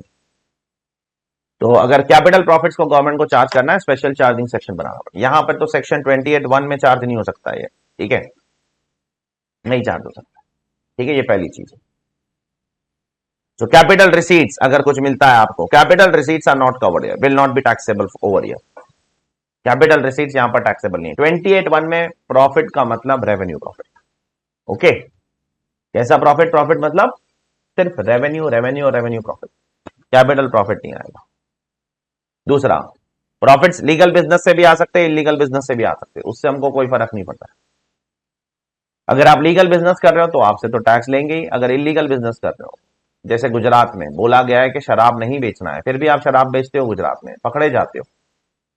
गुजरात में शराब बैन है ना, बिहार में शराब बैन है, ये दो स्टेट्स में शराब बेचना अलाउड नहीं है, बैन है। तो फिर भी अगर आप बेचते हो और पकड़े जाते हो तो गवर्नमेंट क्या आपसे टैक्स नहीं लेगी? लेगी, क्यों नहीं लेगी, क्यों छोड़ेगी आपको? छोड़ने वाले कुछ नहीं हम आपको, ठीक है। थर्ड, प्रॉफिट्स में अराइज इन कैश और काइंड। प्रॉफिट्स कैश में भी आ सकता है, काइंड में भी आ सकता है, उससे फर्क नहीं पड़ता है। कैश में भी अगर आपको पैसा मिलता है तो भी टैक्स देना है, कैश मतलब मॉनेटरी, और काइंड में भी पैसा मिलता है तो भी टैक्स देना है, नॉन मॉनेटरी। और चौथा और आखिरी पॉइंट, तो अभी तक 3 पॉइंट क्या बोला मैंने? प्रॉफिट्स रेवेन्यू होने चाहिए, लीगल इलीगल, कैश काइंड। चौथा, profits must be real profits, बहुत इंपॉर्टेंट पॉइंट है। अगर पीजीबीपी में चार्ज करना है तो प्रॉफिट्स रियल होने चाहिए, प्रॉफिट्स नोशनल नहीं होने चाहिए, डीम्ड नहीं होने चाहिए, एंटिसिपेटेड नहीं होने चाहिए, रियल प्रॉफिट्स होने चाहिए। रियल, रियल प्रॉफिट मतलब सेल कंसिडरेशन एक्चुअल होना चाहिए, एक्सपेंसेस एक्चुअल होना चाहिए, तो प्रॉफिट एक्चुअल आएगा। अगर सेल फिक्शनल है, एक्सपेंस फिक्शनल है, तो प्रॉफिट भी फिक्शनल हो जाएगा। तो actual sale, actual expenses, profit actual. अच्छा, अगर फिक्शनल प्रॉफिट को चार्ज करना है तो सर इनकम टैक्स में होते हैं sir fictional profit charge? Yes होते हैं ना, 44 एडी में, 44 एडीए में प्रिजम्पटिव इनकम वाले सेक्शन है, 8% of turnover, 6% of turnover, profession के लिए 50% ऑफ टर्नओवर। सर तो फिर वो सब क्या है बेटा? वो सारे सेक्शन है ना जो 44 एडी, वो सब ओवरराइडिंग क्लॉज के साथ शुरू होते हैं। ओवरराइडिंग क्लॉज मतलब ये क्या नई नई चीज बता रहे हो? अरे नई नई चीज नहीं है, सीएफआई के स्टूडेंट है, आपको पता होना चाहिए। ओवरराइडिंग क्लॉज मतलब वो सारे सेक्शन है ना, एक क्लॉज के साथ शुरू होते हैं, एक वर्डिंग्स के साथ। क्या होती है wording? Not with standing anything contained in other provision, तो वो स्पेशल सेक्शन है। तो अगर आपको नोशनल प्रॉफिट चार्ज करना है तो ऐसे स्पेशल सेक्शंस बनाने पड़ेंगे इनकम टैक्स लॉ में, जो गवर्नमेंट ने बनाए हैं। देखो यहां पर ब्रैकेट में आपको दिखेंगे, ये सारे पढ़ेंगे हम एक एक करके, ये एक एक करके सबको पढ़ना है, सबको, किसी को भी नहीं छोड़ना है, ठीक है। ये सारे पढ़ेंगे एक एक करके, don't worry about it, okay. Therefore ये नोशनल प्रॉफिट आपको सारे के सारे देखने पड़ेंगे बाद में। आपने प्रैक्टिकल लाइफ में भी किया होगा, 44 एडी किया होगा, 8% of turnover, 6% of turnover, 44 ADA भी किया होगा, एई भी किया, एडीए और एडी ज्यादा किया होगा। एई वो ट्रक वाला है, और बाकी आगे जो बी वाले सीरीज है वो नॉन रेसिडेंट में आ जाएगी, वो अभी वो प्रैक्टिकल लाइफ में इतना नहीं किया होगा। दो ही किया होगा, एडी और एडीए, ठीक है। तो प्रॉफिट्स के 4 पॉइंट आपको दिमाग में रखने, बस। प्रॉफिट्स रेवेन्यू होना चाहिए, कैपिटल नहीं। प्रॉफिट्स रियल होना चाहिए, फिक्शनल नहीं। अगर फिक्शनल प्रॉफिट को चार्ज करना है तो फिर जाओ वो स्पेशल सेक्शंस के अंदर। प्रॉफिट्स लीगल इलीगल बिजनेस दोनों से आ सकता है, प्रॉफिट्स कैश काइंड दोनों से आ सकता है, ठीक है। और फिर से ओरिजिनल सेक्शन पे जाता हूं मैं, charging section. Profits and gains from business और profession carried on by assessee. Carried on by SSC का मतलब क्या होता है? What do you mean by the term carried on by the assessee? Carried on by assessee मतलब सब कुछ मैं करूं, रोज सुबह आके शटर मैं खोलूं बिजनेस का, दुकान का, हाँ, हिसाब किताब मैं करूं, लाइट बंद चालू मैं करूं, सब कुछ मैं करूं? नहीं नहीं नहीं, कैरिड ऑन बाय बिजनेस का मतलब कैरिड ऑन बाय एसएससी का मतलब होता है कि कंट्रोल एसएससी के हाथ में होना चाहिए। कंट्रोल, अरे यार कुर्सी पे बैठे बैठे पूरा बिजनेस कंट्रोल कर सकता हूं, वो कंट्रोल आपके हाथ में, डिसीजन मेकिंग पावर आपके हाथ में होना चाहिए, सारे फैसले आपके, तो बोला जाएगा it is carried on by you. आपको खुद को सब कुछ करने की जरूरत नहीं है, फैसले आपको लेना है, डिसीजन आपको लेना है, कंट्रोल आपको करना है, ठीक है। जैसे क्या होता है बहुत बार जो नॉन रेसिडेंट्स होते हैं ना, नॉन रेसिडेंट्स, उनको अगर इंडिया में बिजनेस करना है ना, ठीक है, तो उनको इंडिया में एक एजेंट बिठाना पड़ता है, तो वो एजेंट उनके बिहाफ पे इंडिया में सब कुछ करता है, मैंडेटरी है वो। लेकिन वो एजेंट कुछ नहीं कर पाता है जब तक मालिक नहीं बोलेगा, ठीक है। एजेंट तो एजेंट है, मालिक तो बाहर बैठा है, कंट्रोल उसके हाथ में है, ठीक है। तो नॉन रेसिडेंट ही एसएससी है, कैरिड ऑन बाय एसएससी यही बोला जाएगा, एजेंट नहीं कर रहा है, नॉन रेसिडेंट ही कर रहा है, क्यों, कंट्रोल उसके हाथ में है, ठीक है। And last but not least the term, क्या लिखा है ओरिजिनल सेक्शन में, profits and gains on business and profession carried on by assessee at any time during the previous year.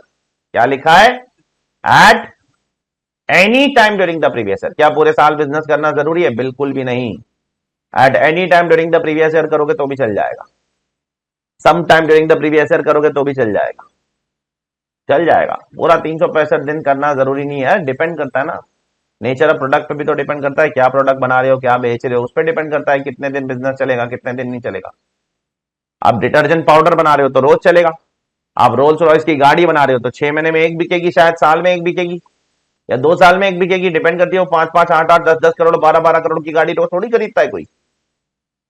तो इसलिए गवर्नमेंट ने बहुत चतुराई के साथ लिखा है कि it should be carried out at any time during the previous year, पूरे साल चलाना जरूरी है। प्लस बिजनेस प्रीवियस ईयर में चलना जरूरी है, असेसमेंट ईयर में बंद हो जाएगा तो चलेगा। मिसाल के तौर पर प्रीवियस ईयर 22-23 आपके एग्जाम के लिए relevant previous year, previous year कौन सा, मैं यहां लिख लेता हूं, प्रीवियस ईयर 22-23 आपके एग्जाम के लिए रेलेवेंट प्रीवियस ईयर है। असेसमेंट ईयर 23-24 आपके एग्जाम के लिए रेलेवेंट असेसमेंट ईयर है। तो अगर प्रीवियस ईयर 22-23 और असेसमेंट ईयर 23-24, प्रीवियस ईयर 22-23 में बिजनेस किया लेकिन असेसमेंट ईयर में बंद हो गया, क्या आपको टैक्स लगेगा, डेफिनेटली लगेगा। लॉ ये थोड़ी बोलता है कि बिजनेस असेसमेंट ईयर में होना चाहिए, लॉ ये बोलता है business should be carried out at any time during the previous year, previous year में कैरी ऑन होना जरूरी है, असेसमेंट ईयर में जरूरी नहीं है, ठीक है। तो असेसमेंट ईयर में बंद भी हो सकता है, ठीक है। तो ये है आपका सेक्शन 28 चार्जिंग सेक्शन, जिसमें हमने किन किन चीजों पे बात की है बेटा, पॉइंट नंबर 1 बात कर लिया, पॉइंट नंबर 2 बात कर लिया, पॉइंट नंबर 3 बात कर लिया, पॉइंट नंबर 4 बात कर लिया, पॉइंट नंबर 5 भी बात कर लिया, ठीक है। तो चलिए आगे बढ़ते, एक बार ये पता चल गया कि आपकी इनकम पीजीबीपी में कवर्ड है, तो अभी अपना अगला स्टेप क्या होना चाहिए, ठीक है। आप खुद सोचो कि एक बार आपको ये पता चल गया यस मैं जो कर रहा हूं वो पीजीबीपी है 100%, तो अगला स्टेप क्या होना चाहिए, अगला स्टेप आपका होना चाहिए कि अब आपको पीजीबीपी इनकम कंप्यूट करना सीखना पड़ेगा कि how to compute PGBP income. तो how to compute PGBP income that is given in section 29, और जब मैं सेक्शन 29 पढ़ता हूं बहुत ही प्यारा सा आंसर मुझे मिलता है। इतना बड़ा सवाल, इतना महान सवाल, इतना इंपॉर्टेंट सवाल, how to compute PGBP income, उसका जवाब देखो कितना तुच्छा सा, कितना छोटा सा, कितना मामूली सा। द लॉ बोलता है in accordance with section 30 to 43D, law बोलता है सेक्शन 30 से 43D पढ़ लो, पीजीबीपी इनकम कैसे निकालने का पता चल जाएगा। ये आंसर है गवर्नमेंट का। तो how to compute PGBP income, अगर मैं भी ऐसा एग्जाम में लिख दूं तो जाकर इंस्टीट्यूट पूछे कंप्यूट पीजीबीपी इनकम, इंस्टीट्यूट को मैं बोल दूं फॉलो 30 to 43D, हो गया आंसर मेरा, ऐसे नहीं चलेगा, ठीक है। आपको ये 14 सेक्शन पढ़ने पड़ेंगे टू कंप्यूट पीजीबीपी। लेकिन ये 14 सेक्शन में है क्या, ये 14 सेक्शन में मेनली क्या है, डिडक्शंस है, मेनली डिसअलावेंसेस है, यही तो चीजें है, और क्या है कि ये खर्चे का डिडक्शन आपको मिलेगा, ये खर्चे का डिडक्शन आपको नहीं मिलेगा, ये कैश में पेमेंट मत करो, रिलेटेड पार्टी को ज्यादा पेमेंट मत करो, ये सारी चीजें तो दी गई है, और क्या है। लेकिन उससे पहले भी तो अपने को कुछ करना है ना, अपनी कोई जिम्मेदारी बनती है कि नहीं बनती है। चलो ये पढ़ लिए 14 सेक्शन, तो क्या पीजीबीपी इनकम कंप्यूट हो जाएगी, नहीं नहीं नहीं नहीं, उससे पहले हमको सेक्शन 145 पढ़ना पड़ेगा। अब सेक्शन 145 क्या कहता है, सेक्शन 145 कहता है कि उससे पहले हमको एक बुक्स ऑफ अकाउंट्स बनाना पड़ेगा।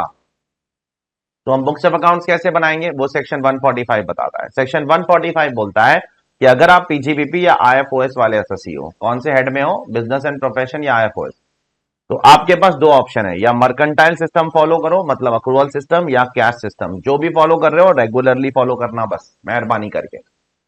एक साल मर्केंटाइल, एक साल कैश, फिर मर्केंटाइल, फिर कैश, फिर मर्केंटाइल, फिर कैश, ऐसे हर साल बदलो मत, मेहरबानी करो। तो आप मर्केंटाइल फॉलो करो या कैश फॉलो करो, जो भी फॉलो करना है रेगुलरली फॉलो करने का। तो मुझे बुक्स ऑफ अकाउंट्स कैसे कैश में बना सकता हूं, बनाओ, आपकी मर्जी। मर्केंटाइल में बना सकता हूं, अक्रूवल में बनाओ, आपकी मर्जी, कोई दिक्कत नहीं, गवर्नमेंट दोनों ऑप्शन देती है, ठीक है। पीजीबीपी वालों को भी दोनों ऑप्शन है, आईएफओएस वालों को भी दोनों ऑप्शन है। ज्यादातर लोग क्या फॉलो करते हैं, ज्यादातर लोग मर्केंटाइल ही फॉलो करते हैं, ठीक है। अच्छा, अगर आप मर्केंटाइल फॉलो कर रहे हो तो आपको स्टैंडर्ड्स फॉलो करने पड़ेंगे, क्योंकि मर्केंटाइल सिस्टम का एक स्टैंडर्ड होना चाहिए, एक तरीका होना चाहिए। तो कौन से स्टैंडर्ड फॉलो करना है, तो आपको आईसीआई के स्टैंडर्ड्स नहीं फॉलो करना है, अकाउंटिंग स्टैंडर्ड्स, आपको इंड एस नहीं फॉलो करना है, आपको सीबीडीटी के अकाउंटिंग स्टैंडर्ड्स फॉलो करना है।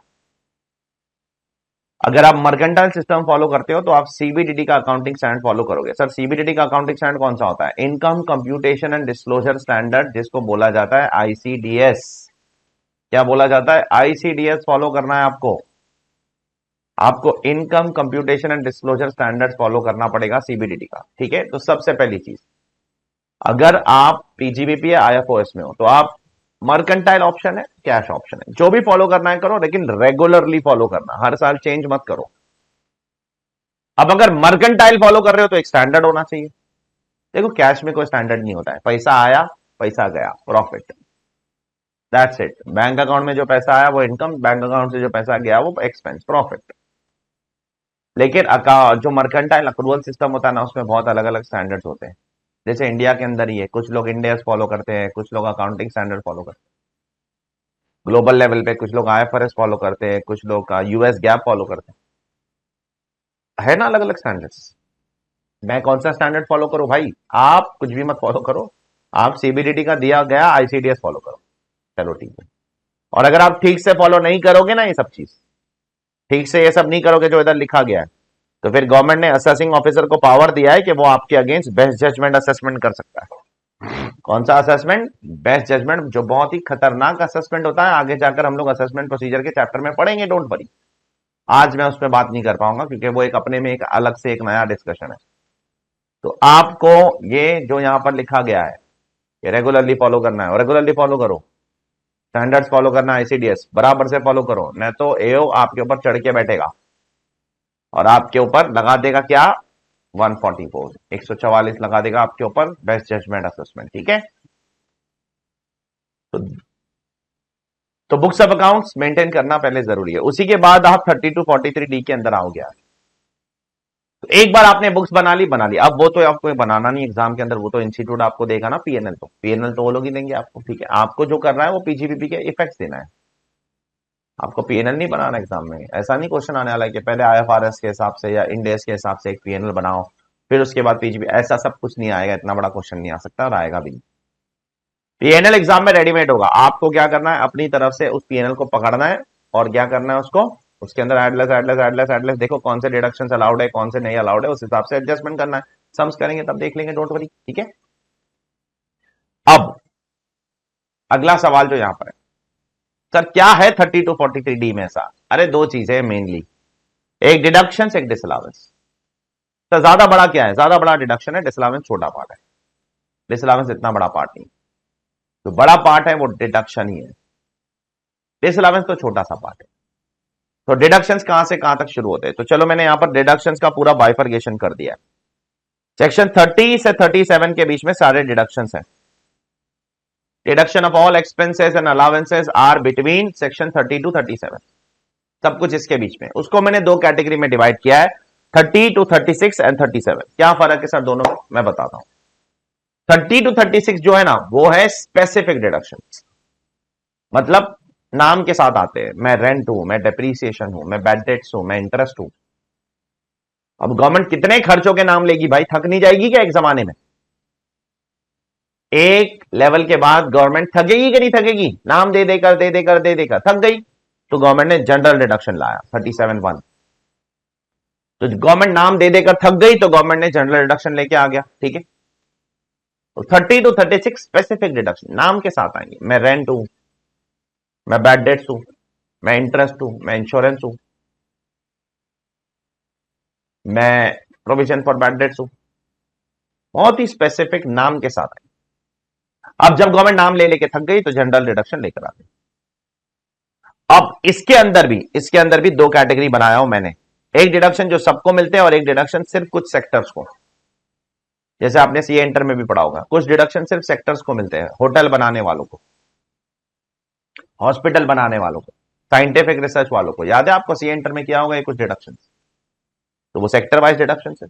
और कुछ डिडक्शन सबको मिलेंगे, डेप्रिसिएशन सबको मिलता है, रेंट का डिडक्शन सबको मिलता है, बैड डेट्स का डिडक्शन सबको मिलता है। उस हिसाब से आपको पहले अपने दिमाग के अंदर ये सेग्रीगेशन क्रिएट करना है।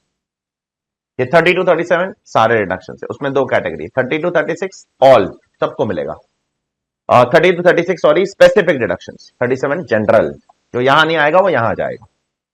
अच्छा, स्पेसिफिक डिडक्शन में भी दो कैटेगरी, एक सबको मिलता है, एक कुछ सेक्टर्स को। ठीक है, तो इस हिसाब से सेग्रीगेशन पहले आपको करना पड़ेगा। ठीक है, तो चलिए शुरू करेंगे अभी हम लोग अपना पहला सेक्शन, पहला डिडक्शन। डिडक्शन से शुरू करेंगे, बाद में डिसअलावेंस देखेंगे।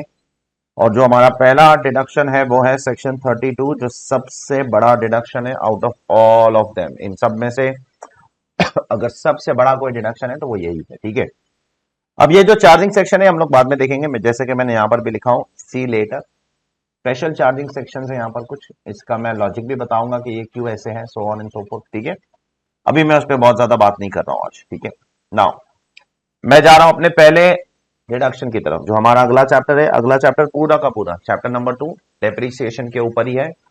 डेप्रीसिएशन एक बहुत इंपॉर्टेंट पार्ट है आपके सीए फाइनल सिलेबस का, एक बहुत इंपॉर्टेंट सेक्शन है आपके सीए फाइनल सिलेबस का, इसको बहुत डिटेल में हमको देखना पड़ेगा। ठीक है, तो चलिए शुरू करते हैं। डेप्रीसिएशन, डेप्रीसिएशन में क्या लिखा गया है। ठीक है, चलो सबसे पहले तो आपको यह दिमाग में रखना पड़ेगा, सेक्शन 32 डेप्रीसिएशन के ऊपर है, और डेप्रीसिएशन इनकम टैक्स में 4 किस्म के हैं। There are 4 types of depreciation. First, एक नॉर्मल डेप्रीसिएशन है जो ब्लॉक स्कीम के अंदर आता है, ब्लॉक ऑफ असेट की स्कीम के अंदर, सेक्शन 32 सबसेक्शन 1 क्लॉज 2। एक एडिशनल डेप्रीसिएशन है, वो भी ब्लॉक स्कीम में आता है, सेक्शन 32 सबसेक्शन 1 क्लॉज 2 है। एक एसएलएम डेप्रीसिएशन है जो सिर्फ और सिर्फ पावर जनरेटिंग यूनिट वालों के लिए एप्लीकेबल है। यहां पर उसका फुल फॉर्म लिखना है तो लिख लो, PGU stands for power generating units, जो पावर जनरेशन के बिजनेस में है। और एक टर्मिनल डेप्रीसिएशन है 32 सबसेक्शन 1 क्लॉज 3, वो भी पावर जनरेटिंग बिजनेसेस वालों के लिए ही एप्लीकेबल है। अब फिलहाल हम लोग इन 3 डेप्रीसिएशन के बारे में अभी बात नहीं कर रहे। आज हम लोग सबसे पहले इस पहले डेप्रीसिएशन के बारे में ही बात करेंगे, and that is section 32 subsection 1 clause 2। ये क्या बोल रहा है, normal depreciation under the block scheme. अब ब्लॉक स्कीम क्या होता है, ब्लॉक ऑफ असेट का कॉन्सेप्ट कब आया, कैसे आया, क्यों आया, उन सब पे मैं बाद में बात करता हूं। लेकिन सबसे पहले मैं पहले बात करता हूं, डेप्रीसिएशन क्लेम करने के लिए आपको कुछ कंडीशंस फुलफिल करने पड़ेगी। सबसे पहला कंडीशन है कि आपको असेट का ओनर बनना पड़ेगा। अगर मुझे इस असेट का डेप्रिसिएशन क्लेम करना है तो मुझे इसका क्या बनना पड़ेगा, ओनर बनना पड़ेगा। तो ownership is a very important criteria. दूसरा क्राइटेरिया, डेप्रिसिएशन क्लेम करने के लिए आपको असेट को यूज करना पड़ेगा। अगर आप असेट को यूज नहीं कर रहे हो तो आप उस पर डेप्रिसिएशन क्लेम नहीं कर सकते हो। डेप्रिसिएशन क्लेम करने के लिए यूज करना बहुत जरूरी। ठीक है, तो सबसे पहले हम लोग बात करेंगे डेप्रिसिएशन क्लेम करने के लिए आपको क्या बनना जरूरी है, ओनर बनना जरूरी है। सर ओनर का मतलब क्या होता है, तो द ओनर का मतलब वैसे तो इनकम टैक्स लॉ में डिफाइंड नहीं है, ownership is not defined under income tax law. लेकिन द सुप्रीम कोर्ट, ये केस लॉ का नाम याद रखना, इंपॉर्टेंट केस है। देखो ब्लू में दिख जाएगा आपको केस लॉ जो भी है ब्लू में दिखेगा। तो सुप्रीम कोर्ट ने ओनरशिप को डिफाइन किया है।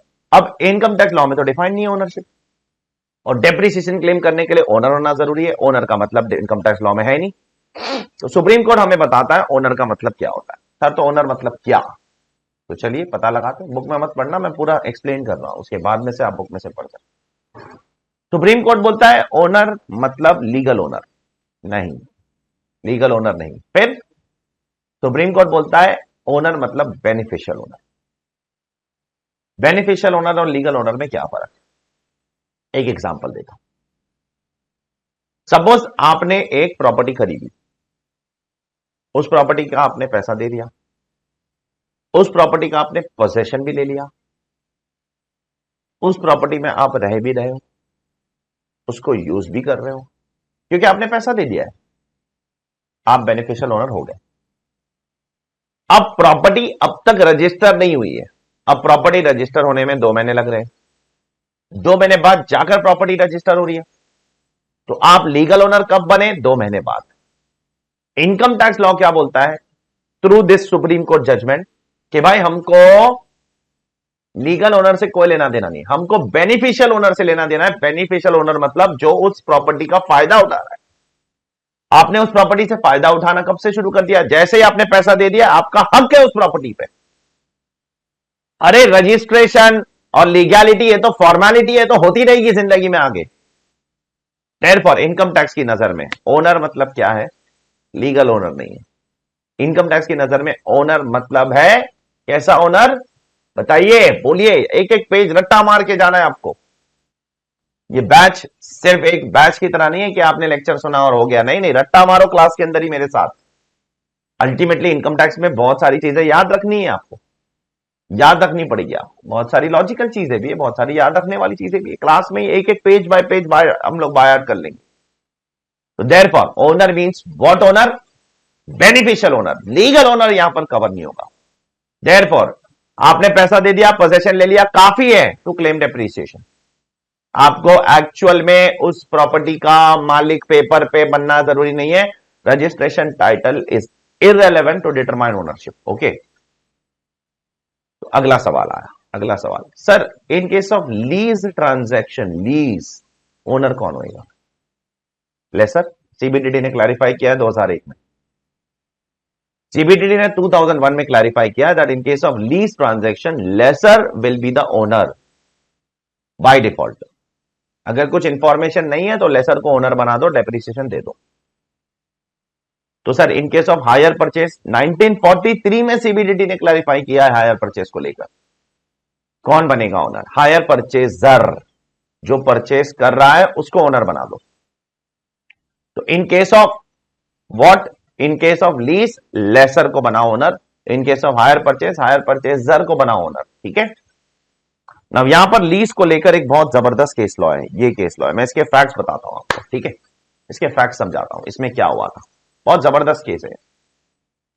इस केस में ऐसा कुछ हुआ था कि एसएससी एक लीजिंग कंपनी है, वो लोगों को कार लीज पर देती है। कार क्या देती है? एसएससी लोगों को कार लीज पर देती है, गाड़ियां, और लॉन्ग टर्म लीज पर देती है, 4 साल, 5 साल, 8 साल।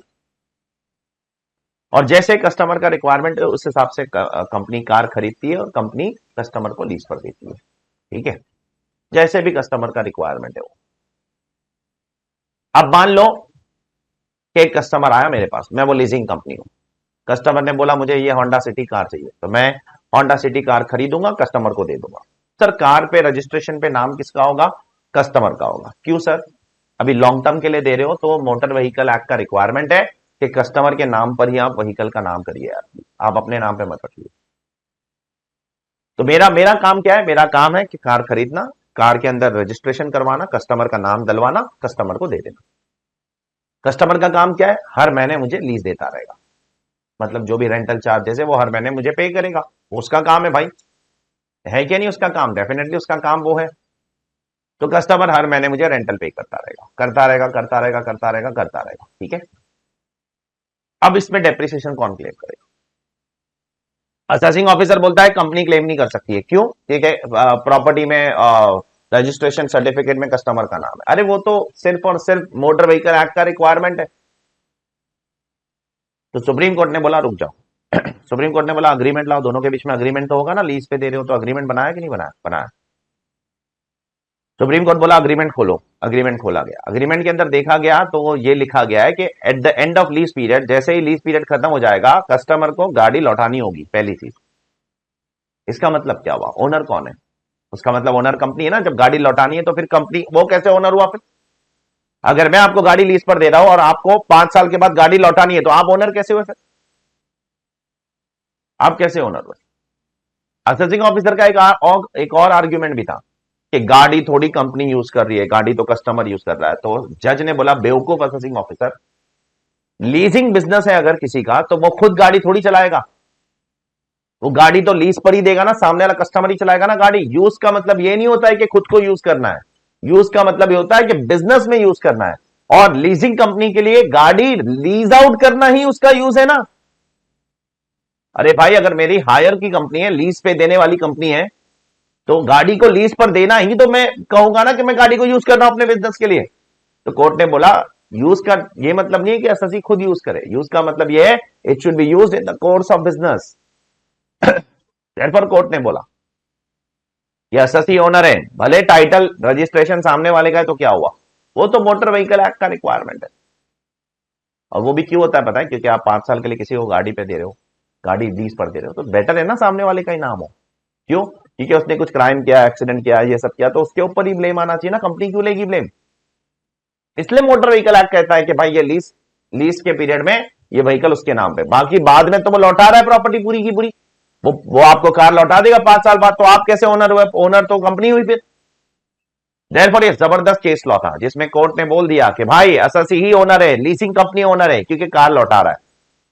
सेकेंडली, वो अपने बिजनेस के कोर्स में कार को यूज कर रहा है लीज आउट करके। थर्डली, सामने वाले के नाम पे टाइटल है, वो मैटर नहीं करता है, कंट्रोल मेरे हाथ में है, मैं चाहूं तो कभी भी कार वापस ले सकता हूं अगर उसने पेमेंट नहीं किया तो। 5 साल तक उसको मुझे रेंटल देना है ना हर महीने, अब नहीं पेमेंट किया तो मैं कार वापस ले सकता हूं कि नहीं ले सकता हूं? डेफिनेटली ले सकता हूं। तो ये सारे क्राइटेरिया दिमाग में रख के कोर्ट ने बोला कि भाई the lessor company is what the owner, and the lessor company को मिल जाएगा डेप्रिसिएशन। तो किसको डेप्रिसिएशन मिलेगा, किसको नहीं मिलेगा, ये सब चीजें फैक्ट्स पे डिपेंड करती है। प्रैक्टिकल लाइफ में ये सारे मुद्दे उठेंगे, लिटिगेशन उठेंगे, और फैक्ट्स के हिसाब से आपको इसका आंसर देना होगा प्रैक्टिकल लाइफ में। एकेडमिक लाइफ में सेम टू सेम चीज एग्जाम में आ जाएगी, इतना कोई कॉम्प्लिकेटेड नहीं है academic life, yes practical life complicated है बहुत।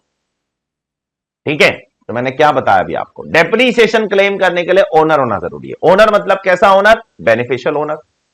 क्या लीगल ओनर जरूरी है? नहीं। क्या रजिस्ट्रेशन जरूरी है? नहीं। क्या टाइटल जरूरी है? नहीं। फिर मैंने आपको बताया लीज ट्रांजैक्शन में लेजर गेम क्लेम करेगा, और हायर परचेज ट्रांजैक्शन में हायर परचेजर क्लेम करेगा। फिर मैंने आपको बताया कि भाई ये केस में क्या हुआ था।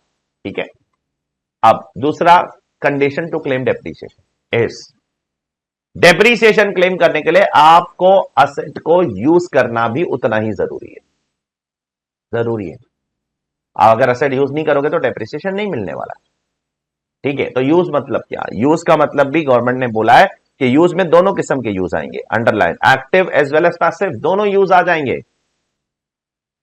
जैसे ये कंप्यूटर मेरे सामने पड़ा है, ये एक्टिवली यूज हो रहा है, क्यों? क्योंकि इससे मैं रिकॉर्ड कर रहा हूं भाई। ठीक है, ये जो कैमरा मेरे सामने, ये एक्टिवली यूज हो रहा है, इससे रिकॉर्ड हो रहा है। जो माइक है, ये एक्टिवली यूज हो रहा है, रिकॉर्ड हो रहा है। लेकिन एक स्पेयर में कंप्यूटर है मेरे पास, कभी ये नहीं चला तो क्या मैं हाथ पे हाथ रख के बैठ जाऊंगा, लेक्चर रिकॉर्ड नहीं करूंगा? तो वो इमरजेंसी यूज के लिए है। तो क्या उस पर भी आपको डेप्रिसिएशन मिलेगा? क्या उसको भी आप यूज कह सकते हो? हाँ, उसको आप एक्टिव यूज नहीं कह सकते हो, बट पैसिव यूज जरूर कह सकते हो, क्योंकि वो बिजनेस का रिक्वायरमेंट है यार। ऐसे ही कंपनीज के अंदर इमरजेंसी मशीनरीज होती है कि नहीं होती है? फैक्ट्री के अंदर होती है, वो एक्टिव यूज नहीं हो रही है, वो पैसिव यूज हो रही है, इमरजेंसी के लिए रिक्वायरमेंट। ऐसे गाड़ियों में इमरजेंसी टायर होता है कि नहीं होता है? वो एक्टिवली यूज हो रहा है क्या? नहीं हो रहा है, वो इमरजेंसी के लिए यूज हो रहा है, वो इमरजेंसी यूज है, वो पैसिव यूज है, उसका भी आपको डेप्रिसिएशन मिलेगा इनकम टैक्स लॉ में, डोंट वरी। ठीक है, प्लस अगर आपने कोई असेट खरीद लिया और कोई एक्स्ट्रॉर्डिनरी रीजन की वजह से वो यूज नहीं कर पा रहे हो, तो भी डेप्रिसिएशन मिलेगा। आपकी गलती नहीं है। मिसाल के तौर पर मैंने प्लांट एंड मशीनरी खरीद ली। अब प्लांट एंड मशीनरी खरीदने से क्या होता है? प्लांट एंड मशीनरी के अंदर मटेरियल, रॉ मटेरियल भी तो डालना पड़ेगा ना, कोई प्रोडक्ट बनाना है तो। सपोज मुझे ये एसी का रिमोट बनाना है, ठीक है, तो मैंने मशीनरी खरीद ली जो एसी का रिमोट बनाता है। अबे प्लास्टिक भी तो डालना पड़ेगा अंदर, इस एसी के रिमोट को बनाने के लिए प्लास्टिक भी तो डालना है। सिर्फ मशीनरी खरीदने से थोड़ी रिमोट अपने आप अंदर से निकल जाएंगे। तो इस मशीनरी को खरीद लिया मैंने, अब मशीनरी खरीदने के बाद रिमोट नहीं बना पा रहा हूं, क्यों? क्योंकि मार्केट में प्लास्टिक की शॉर्टेज है। अब अगर ऐसा कोई एक्स्ट्रॉर्डिनरी रीजन आ जाता है जिसकी वजह से आप डेप्रिसिएशन क्लेम नहीं कर पा रहे हो, extraneous reason, extraordinary reason, then in that case आपको क्या होगा? बोलिए, क्या आपको उस केस में डेप्रिसिएशन मिलेगा? यस मिलेगा, चेक करो यहां पर, मिलेगा डेप्रिसिएशन, चेक करो। तो अब आगे बढ़ते टुवर्ड्स द नेक्स्ट पार्ट कि इनकम टैक्स में डेप्रिसिएशन। सबसे पहले तो आप ये मेथड समझ लो, डब्ल्यूडीवी के हिसाब से मिलता है। ठीक है, यहां पर आपको WDV के हिसाब से मिलने वाला है। हाँ, लास्ट दो मेथड है, ये लास्ट दो केस है जिसमें आपको SNM डेप्रिसिएशन है, बहुत एक्सेप्शनल केस है, उसमें मिलता है। बाकी अदरवाइज तो इनकम टैक्स में WDV मेथड है। अब WDV भी कैसा है? क्या WDV ऑन असेट है? नहीं, WDV ऑन असेट नहीं है। WDV कैसा है? WDV ऑन ब्लॉक है, ब्लॉक। अब ब्लॉक का मतलब क्या होता है? ग्रुप। गवर्नमेंट क्या करती है, बहुत सारे असेट्स जो सिमिलर कैटेगरी के उनको एक ग्रुप में डालती है और उन ब्लॉक के ऊपर आपको डेप्रिसिएशन मिलेगा। इंडिविजुअल असेट्स पे डेप्रिसिएशन नहीं मिलता है। ये कॉन्सेप्ट कब से आया ब्लॉक का? AY 88 89 लगभग 33 इयर्स पहले आया था कॉन्सेप्ट, 33-34 इयर्स पहले डॉक्टर मनमोहन सिंह ने ये कॉन्सेप्ट को इंट्रोड्यूस किया था। ठीक है, अब इसके अंदर आपने कितने ब्लॉक बनाने हैं? ब्लॉक मतलब ग्रुप बनाने हैं, सारे सिमिलर असेट्स एक कैटेगरी में डाल दो। तो गवर्नमेंट ने इसमें 5 ब्लॉक बनाए, एक प्लांट, एक मशीनरी, एक बिल्डिंग, एक फर्नीचर और एक इंटैंजिबल असेट। तो गवर्नमेंट ने टोटल कितने ब्लॉक बनाए? टोटल 5 ब्लॉक बनाए, plant, machinery, furniture, building and the last one is what? Last one is intangible asset. तो अब इससे क्या होगा सर? इससे एडवांटेज क्या है? इससे एडवांटेज ये होगा कि कैलकुलेशन करने में आसानी होगी और कुछ नहीं। सारी प्लांट एक साथ, सारे मशीनरीज एक साथ, सारे फर्नीचर एक साथ, सारे बिल्डिंग एक साथ और सारे इंटैंजिबल असेट्स एक साथ। ठीक है, और सर इनका रेट ऑफ डेप्रिसिएशन क्या है? मैं आपको बता रहा हूं। बाय डिफॉल्ट प्लांट का रेट ऑफ डेप्रिसिएशन 15%, 15। मशीनरी का भी 15%, बिल्डिंग का कुछ नहीं बोला है तो 10% बाय डिफॉल्ट, और फर्नीचर का 10%। तो प्लांट मशीनरी 15, फर्नीचर बिल्डिंग 10, और बाय डिफॉल्ट इनटैंजिबल असेट का डेप्रिसिएशन 25%। कितना? 25%। सब कुछ WDV है, everything is what? WDV। SLM के हिसाब से नहीं होता है। ठीक है, अब ये जो रेट्स है ना, इसमें अलग अलग मल्टीपल रेट्स हैं। मैं भी आपको एक एक करके बोलते जाता हूं। कुछ नहीं बोला है तो आप ये रेट ले लो। क्वेश्चन में कुछ नहीं लिखा है, प्लांट मशीनरी लिखा है 15% ले लो, फर्नीचर लिखा है 10% ले लो, बिल्डिंग लिखा है 10% ले लो, आंख बंद करके ले लो, कोई टेंशन वाली बात नहीं। लेकिन कुछ स्पेशल कैटेगरी असेट्स है जिनके रेट ऑफ डेप्रिसिएशन अब अलग होने वाले हैं, जैसे कि मैं अभी आपको बताने वाला हूं। पहले मैं बिल्डिंग की कैटेगरी बताता हूं। बाय डिफॉल्ट बिल्डिंग 10%, लेकिन अगर बिल्डिंग रेजिडेंशियल बिल्डिंग है तो 5%। जो बिल्डिंग का स्ट्रक्चर है वो रेजिडेंशियल बिल्डिंग है, जैसे कंपनी के एम्प्लॉइज उस बिल्डिंग में रहते हैं, गेस्ट हाउस है, तो रेजिडेंशियल बिल्डिंग 5%। और अगर बिल्डिंग टेम्पररी स्ट्रक्चर है तो 40%। कितना परसेंट? 40% for temporary structure. ठीक है, कमिंग टू फर्नीचर। फर्नीचर में कोई कैटेगरी नहीं है, फर्नीचर में एक ही कैटेगरी है 10%, दैट्स इट, उसमें कोई अलग रेट नहीं है। बिल्डिंग में 3 अलग रेट हो गए अभी, बाय डिफॉल्ट 10%, टेम्पररी स्ट्रक्चर 40%, और अगर बिल्डिंग आपकी रेजिडेंशियल बिल्डिंग है तो 5%। ओके, अब प्लांट एंड मशीनरी में बहुत कैटेगरी है। पहले मोटर कार, मोटर कार एक प्लांट एंड मशीनरी है, yes, by default motor car 15%। लेकिन अगर आपका बिजनेस है of running them on hire, मतलब आप ओला, उबर या तो ट्रांसपोर्ट बिजनेस में हो, आपका काम ही है गाड़ी चलाना, ठीक है, आप रोड ट्रांसपोर्ट बिजनेस में हो, बस वाले हो, ठीक है, कार वाले हो, तो इन that case your rate will be 30%। तो बाय डिफॉल्ट अगर मैं अपनी कोचिंग क्लासेस की बिजनेस के लिए कार खरीदता हूं तो 15%। लेकिन अगर ओला वाला खरीदता है, उबर वाला खरीदता है, उसका तो काम ही है, धंधा यही है गाड़ी चलाना, उसके लिए 30%। अब इसमें एक और रिलैक्सेशन, अगर आपने गाड़ी, मोटर व्हीकल, सुन लो गौर से, 23 अगस्त 2018 से लेकर, सॉरी 23 अगस्त 2019 से लेकर, ये डेट देखो, 23 अगस्त 2019 से लेकर 31 मार्च 2020 के बीच में अगर गाड़ी खरीद के यूज की है, खरीदना भी इस पीरियड में, यूज भी इस पीरियड में करना है। उस पीरियड में कुछ गाड़ी, ऑटोमोबाइल सेक्टर में, कार सेक्टर में रिसेशन आया था, इसलिए गवर्नमेंट ने रिलैक्सेशन दिया था। उस टाइम पे रिसेशन आया था तो हमारी फाइनेंस मिनिस्टर ने आकर प्रेस कॉन्फ्रेंस करके रिलैक्सेशन दिया कि अगर इस पीरियड में कोई गाड़ी खरीदेगा तो उसको 15% एक्स्ट्रा डेप्रिसिएशन मिलेगा। मतलब जिसको 15 मिलता था उसको 30 मिलेगा, और जिसको 30 मिलता था उसको 45 मिलेगा। ठीक है, तो 15 वालों को 30, 30 वालों को 45। क्लियर है? नेक्स्ट, कंप्यूटर पे कितना डेप्रिसिएशन सर? 40%। कंप्यूटर और उसके पेरिफेरल सब पे 40%। Sir mobile phone 15%। Be very careful sir. EPBX होता क्या है? पहली बात, वो कंपनीज के अंदर इंटरकॉम होता है ना, जो फोन लगाते हैं एक जगह से दूसरे जगह को, रिसेप्शन से आपको फोन आता है, आप रिसेप्शन को फोन कर सकते हो। वो बिल्डिंग में भी होता है, सोसाइटीज में इंटरकॉम, उसको बोलते हैं ईपीबीएक्स। तो उस पर कितना परसेंट डेप्रिसिएशन? 15%। तो मोबाइल फोन पे 15%, ईपीबीएक्स पे 15%।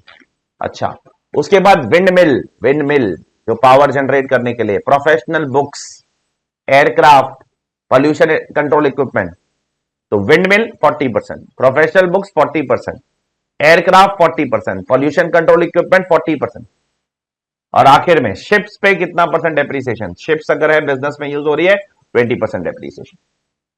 तो ये कुछ चीजें आपको दिमाग में रखनी पड़ेगी, ये आपको मारना पड़ेगा रट्टा। क्या करना पड़ेगा? रट्टा। ये तो रेट्स तो याद ही रखोगे ना, इसमें क्या लॉजिक है? ठीक है, तो प्लांट एंड मशीनरी में मल्टीपल रेट्स हैं और बिल्डिंग में 3 रेट्स हैं, 5%, 10%, 40%। फर्नीचर में कोई रेट्स नहीं, एक ही है 10%। इनटैंजिबल असेट में कोई ऑप्शन नहीं है, एक ही रेट है 25%। लेकिन इनटैंजिबल असेट में से गवर्नमेंट ने अभी बहुत रिसेंटली गुडविल को बाहर कर दिया है। गुडविल पे आपको डेप्रीसिएशन नहीं मिलता है अभी। कब से नहीं मिलता है सर? प्रीवियस ईयर 2021 से नहीं मिलता है, उसके पहले मिलता था।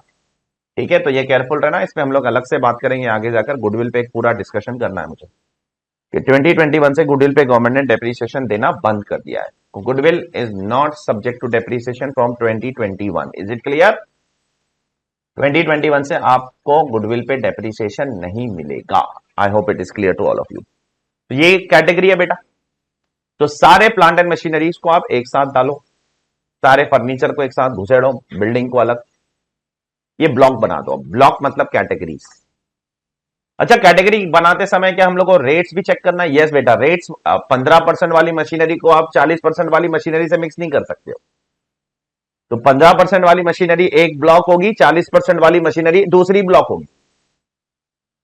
ठीक है, तो जैसे कंप्यूटर, क्या कंप्यूटर और एसी को आप मिक्स करोगे, एक ही ब्लॉक में घुसेड़ दोगे? नहीं, कंप्यूटर 40% पे डेप्रीशिएट होता है और एसी 15% पे।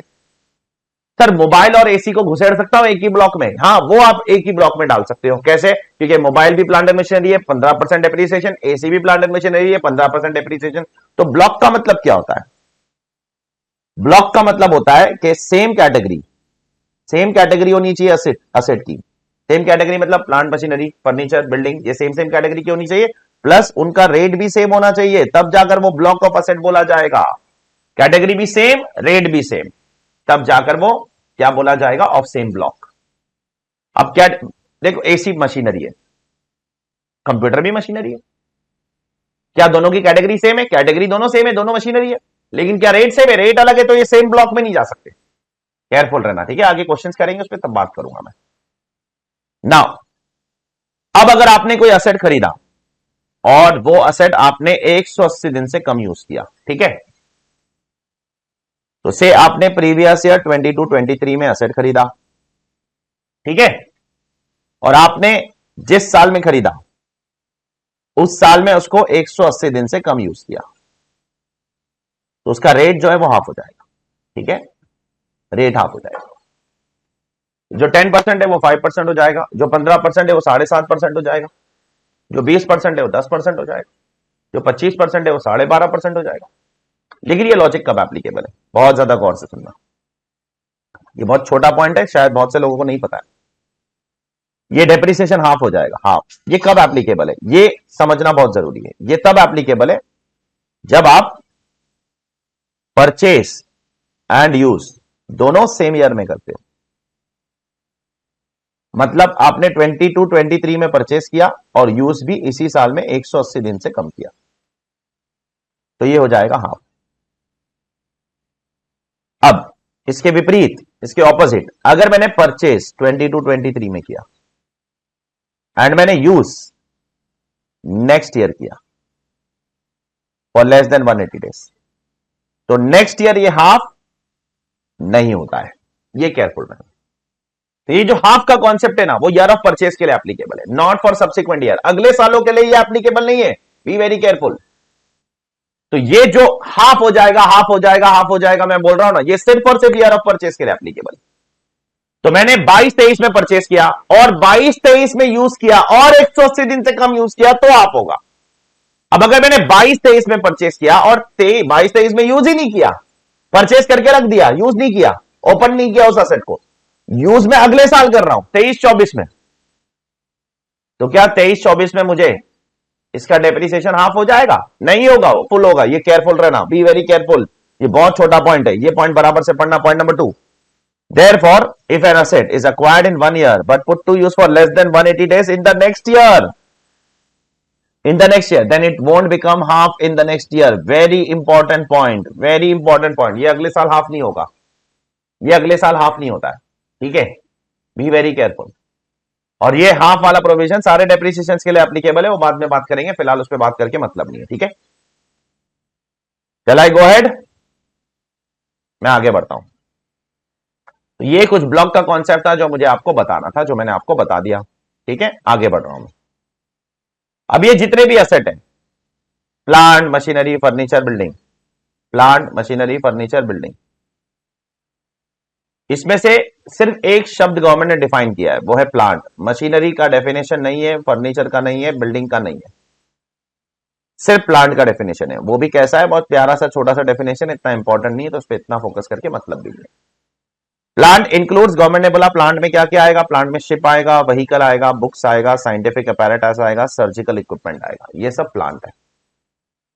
तो बुक्स प्लांट है, शिप्स प्लांट है, व्हीकल प्लांट है, साइंटिफिक अपैरेटस प्लांट है, सर्जिकल इक्विपमेंट जो काम आता है डॉक्टर लोग को, वो प्लांट है। प्लांट में क्या नहीं आएगा वो भी बता दीजिए सर। अब प्लांट में क्या क्या नहीं आएगा, प्लांट में कुछ लोग लिटरली लेने लगे प्लांट के डेफिनेशन को, प्लांट मतलब झाड़, झाड़ पेड़ पत्ता, अरे भाई, तो इसलिए गवर्नमेंट ने बोला plant does not include T bushes. तो चाय की पत्ती को भी प्लांट बोलने लगे लोग, नहीं नहीं नहीं, plant does not include life stock, life stock plant नहीं है। Plant does not include building, क्योंकि बिल्डिंग तो अलग से ब्लॉक है ना, बिल्डिंग अलग से ब्लॉक है ना, बिल्डिंग को आप प्लांट मत बोलो। कुछ लोग ये बोलने लगे कि बिल्डिंग भी तो प्लांट ही है, एक किस्म का प्लांट ही है। प्लांट मतलब भी कोई चीज, कोई चीज, किसी भी चीज को आप प्लांट बोल सकते हो।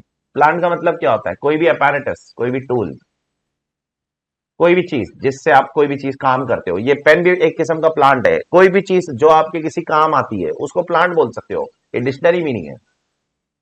तो गवर्नमेंट ने कुछ चीजें बाहर निकाल दी, बोला टी बुशेस प्लांट नहीं है भाई, आप लिटरली मत लो इस डेफिनेशन, ठीक है, कि पेड़ पत्ता फूल ये प्लांट है, नहीं नहीं नहीं, प्लांट नहीं हो।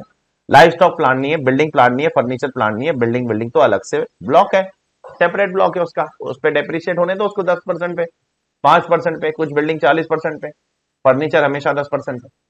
तो ये प्लांट नहीं है, मेहरबानी करना, ठीक है।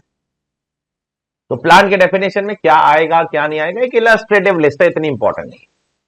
एक गवर्नमेंट ने एक इलस्ट्रेशन दे दिया है, ये एग्जॉस्टिव नहीं है, ये एक लिस्ट दे दिया है खाली। प्लांट में शिप आ सकता है, प्लांट में बुक्स आ सकती है, व्हीकल आ सकता है, साइंटिफिक अपैरेटस आ सकता है, सर्जिकल इक्विपमेंट आ सकता है। क्या नहीं आ सकता है वो भी एक लिस्ट दे दी है। टी बुशेस नहीं आएंगे, लाइफ स्टॉक को प्लांट में मत घुसेड़ो दो, बिल्डिंग को मत घुसेड़ो, फर्नीचर एंड फिटिंग को प्लांट में मत घुसेड़ो, वो गवर्नमेंट ने एक लिस्ट दे दी है, और कुछ नहीं, ठीक है। Now one of the important condition to claim depreciation that you, आपको दो कंडीशन फुलफिल करने पड़ेंगे। ये दो कंडीशन अगर आप फुलफिल नहीं करोगे तो आपको ब्लॉक ऑफ एसेट के हिसाब से डेप्रिसिएशन मिल ही नहीं सकता है। सर ये दो कंडीशन क्या है, आपने सी इंटर में भी पढ़ा होगा ये दो कंडीशन, नहीं भी पढ़ा है तो डोंट वरी, मेरा काम है आपको बताना, मैं कोई असम्पशन नहीं करने वाला हूं आपने सी इंटर में क्या पढ़ा था क्या नहीं पढ़ा था, ठीक है। The block of asset must be positive on the last date, that is amount column, and the block must not cease to exist on the last date, that is quantity column. Now what do I mean by this, इसका मतलब क्या है, मैं एक example देता हूं। Suppose एक furniture का ब्लॉक है, ठीक है, ओपनिंग WDB, उसमें सपोज क्वांटिटी 0 और वैल्यू भी 0। फिर मैंने दो असेट खरीदा 2 लाख रुपए के, ठीक है। तो मेरी क्लोजिंग WDB कितनी है, 2 लाख, और असेट कितने हैं, 2 लाख। अब क्या मेरा क्वांटिटी 0 हो गया, नहीं हुआ, कंडीशन नंबर 1 फुलफिल्ड। क्वांटिटी 0 नहीं होना चाहिए। क्या मेरा वैल्यू नेगेटिव हो गया, नहीं हुआ, वैल्यू नेगेटिव नहीं होना चाहिए, condition number 2 also fulfilled, I will get depreciation, okay. अब अगर ये 0 हो जाता है या ये नेगेटिव हो जाता है तो मुझे डेप्रिसिएशन नहीं मिलेगा। जैसे मैं मिसाल के तौर पे आपको बताता हूं, सपोज मैंने ये दोनों असेट बेच दिया, ठीक है, खरीदने के बाद बेच दिया, कितने में बेचा, 1 लाख रुपए में बेच दिया, तो अब मेरी क्वांटिटी 0 हो गई। देखो जबकि वैल्यू पॉजिटिव है क्या नहीं पॉजिटिव, क्वांटिटी 0 हो गई, मुझे डेप्रिसिएशन नहीं मिल सकता है, बिकॉज डेप्रिसिएशन क्लेम करने के लिए ब्लॉक ऑफ एसेट में क्वांटिटी 0 नहीं होना चाहिए और वैल्यू भी पॉजिटिव होना चाहिए, ठीक है। अब मैं आपको दूसरा एग्जांपल देता हूं, सपोज मैंने 2 असेट नहीं बेचा, एक ही असेट बेचा, ठीक है, एक ही असेट बेचा तो क्वांटिटी तो अभी भी पॉजिटिव है, तो ये कंडीशन तो फुलफिल है। लेकिन अगर मैंने एक असेट 3 लाख में बेच दिया तो 3 लाख में बेच दूंगा तो नेगेटिव हो जाएगा वैल्यू, अगर वैल्यू नेगेटिव हो गया तो भी डेप्रिसिएशन नहीं मिलता है। तो क्वांटिटी भी क्या होना चाहिए, कम से कम एक क्वांटिटी तो होनी चाहिए आपके पास 31 मार्च को। ये सब आप 31 March last day of the financial year count करोगे। अपने एग्जांपल में 31 मार्च 2023 को, क्योंकि हमारे लिए फाइनेंशियल ईयर 22-23 एप्लीकेबल है, तो 31 मार्च 2023 को आपको चेक करना है क्वांटिटी में कम से कम एक असेट होना चाहिए और वैल्यू में पॉजिटिव होना चाहिए, नेगेटिव नहीं होना चाहिए। तो ये बोलना चाह रहा है ये पर्टिकुलर पॉइंट, ओके, कि आपका जो क्वांटिटी कॉलम है that block must not cease to exist, block खत्म नहीं हो जाना चाहिए। ब्लॉक खत्म कब होगा? ब्लॉक जीरो हो जाएगा, तो ब्लॉक खत्म नहीं हो जाना चाहिए, कम से कम एक असेट उसके अंदर होना चाहिए, साथ साथ में ब्लॉक पॉजिटिव होना चाहिए, तब जाकर आपको क्या मिलेगा? डेप्रिसिएशन मिलेगा। ये दोनों कंडीशन फुलफिल करना है, बीच में एंड है, एंड मतलब प्लस, प्लस मतलब दोनों फुलफिल करना होगा, ठीक है। तो छोटे छोटे इश्यूज हैं, लेकिन ये छोटे छोटे इश्यूज एग्जाम में मैटर करते हैं, ठीक है। Next, is it mandatory to claim depreciation? Yes, it is mandatory to claim depreciation, it is not optional, optional नहीं है, ये मैंडेटरी है। गवर्नमेंट ने आपको बोला है ये मैंडेटरी है, नहीं तो बहुत सारे लोग क्या बोलते हैं मुझे पता है, मुझे डेप्रिसिएशन नहीं चाहिए। क्यों नहीं चाहिए भाई? क्यों नहीं चाहिए? रीजन तो बता दो हमको, क्यों नहीं चाहिए? एक कोई कारण तो होना चाहिए डेप्रिसिएशन नहीं क्लेम करने का। मैं आपको बताता हूं कि एक इंसान डेप्रिसिएशन क्यों नहीं क्लेम करेगा, क्योंकि डेप्रिसिएशन क्लेम करने के जितने फायदे हैं ना, उससे ज्यादा नुकसान है। मैं बताता हूं क्या फायदा क्या है, कि आपको डेप्रिसिएशन मिल रहा है। अब नुकसान क्या है, सुनो गिन के, बैठ के गिनो। अगर आप डेप्रिसिएशन क्लेम कर लोगे मतलब असेट को ब्लॉक में घुसेड़ दोगे, असेट ब्लॉक का पार्ट बन जाएगा। फिर उसके बाद जब आप असेट बेचोगे ना, तो उसका ब्लॉक का गेन जो होता है वो हमेशा शॉर्ट टर्म होता है। याद करो, सीए इंटर में पढ़ा होगा या सीए फाइनल में अगर पहले पढ़े हो तो। असेट अगर ब्लॉक में चला जाएगा, डेप्रिसिएशन क्लेम करने के लिए ब्लॉक में डालना पड़ेगा। एक बार ब्लॉक में चला गया, हमेशा उसका जो कैपिटल गेन्स होगा जब भी बेचोगे, short term capital gains higher rate पे टैक्स होता है। नुकसान नंबर 1। नुकसान नंबर 2, असेट ब्लॉक में चला जाएगा ना, उस पर आपको इंडेक्सेशन नहीं मिलेगा, इंडेक्सेशन अलाउड नहीं है ब्लॉक ऑफ असेट। नुकसान नंबर 2। तो बहुत से लोग बोलते हैं अरे यार ये एक फायदा लेने के लिए दो नुकसान कौन उठाएगा, मुझे डेप्रिसिएशन नहीं चाहिए। नहीं चाहिए का सवाल ही नहीं उठता है, it is mandatory to claim depreciation. आपके पास कोई ऑप्शन है ही नहीं, लेना ही पड़ेगा। डेप्रिसिएशन लेना मैंडेटरी है, ऑप्शनल नहीं है भाई, सबको लेना है। जो भी बिजनेस कर रहा है वो हर बिजनेसमैन क्या करेगा, डेप्रिसिएशन क्लेम करेगा, अगर एसेट बिजनेस में यूज कर रहा है तो। अगर एसेट बैलेंस शीट में दिख गया, इसका मतलब आप बिजनेस के लिए यूज कर रहे हो, और अगर बिजनेस के लिए यूज कर रहे हो तो उस पर आपको डेप्रिसिएशन क्लेम करना ही पड़ेगा। मैंडेटरी, ऑप्शनल नहीं है, ये चीज दिमाग में रखना, ठीक है ना। अगले डिस्कशन पे मैं फिलहाल अभी नहीं जा रहा हूं, ये मैं होल्ड पे रख रहा हूं, व्हाट इज डब्ल्यूडीवी एक्सेट्रा, इसको हम लोग अगले लेक्चर में उठाएंगे, अभी वो लिंक में बैठ रहा नहीं है। अगला डिस्कशन जो मैं अभी उठा रहा हूं आज के लिए, आज के सेशन का आखिरी डिस्कशन, वो है इंट्रोडक्टरी लेक्चर है, बहुत ज्यादा लंबा भी नहीं करना चाहता हूं मैं इसको। वो एडिशनल डेप्रिसिएशन के बारे में बात करेंगे। तो मैं एडिशनल डेप्रिसिएशन के बारे में आपको इनसाइड आउट, स्टार्ट से लेकर एंड तक सब बता देगा। सबसे पहले एडिशनल डेप्रिसिएशन क्या है? ये एक्स्ट्रा डेप्रिसिएशन गवर्नमेंट आपको दे रही है 20%, ठीक है, 20% आपको गवर्नमेंट एक्स्ट्रा दे रही है।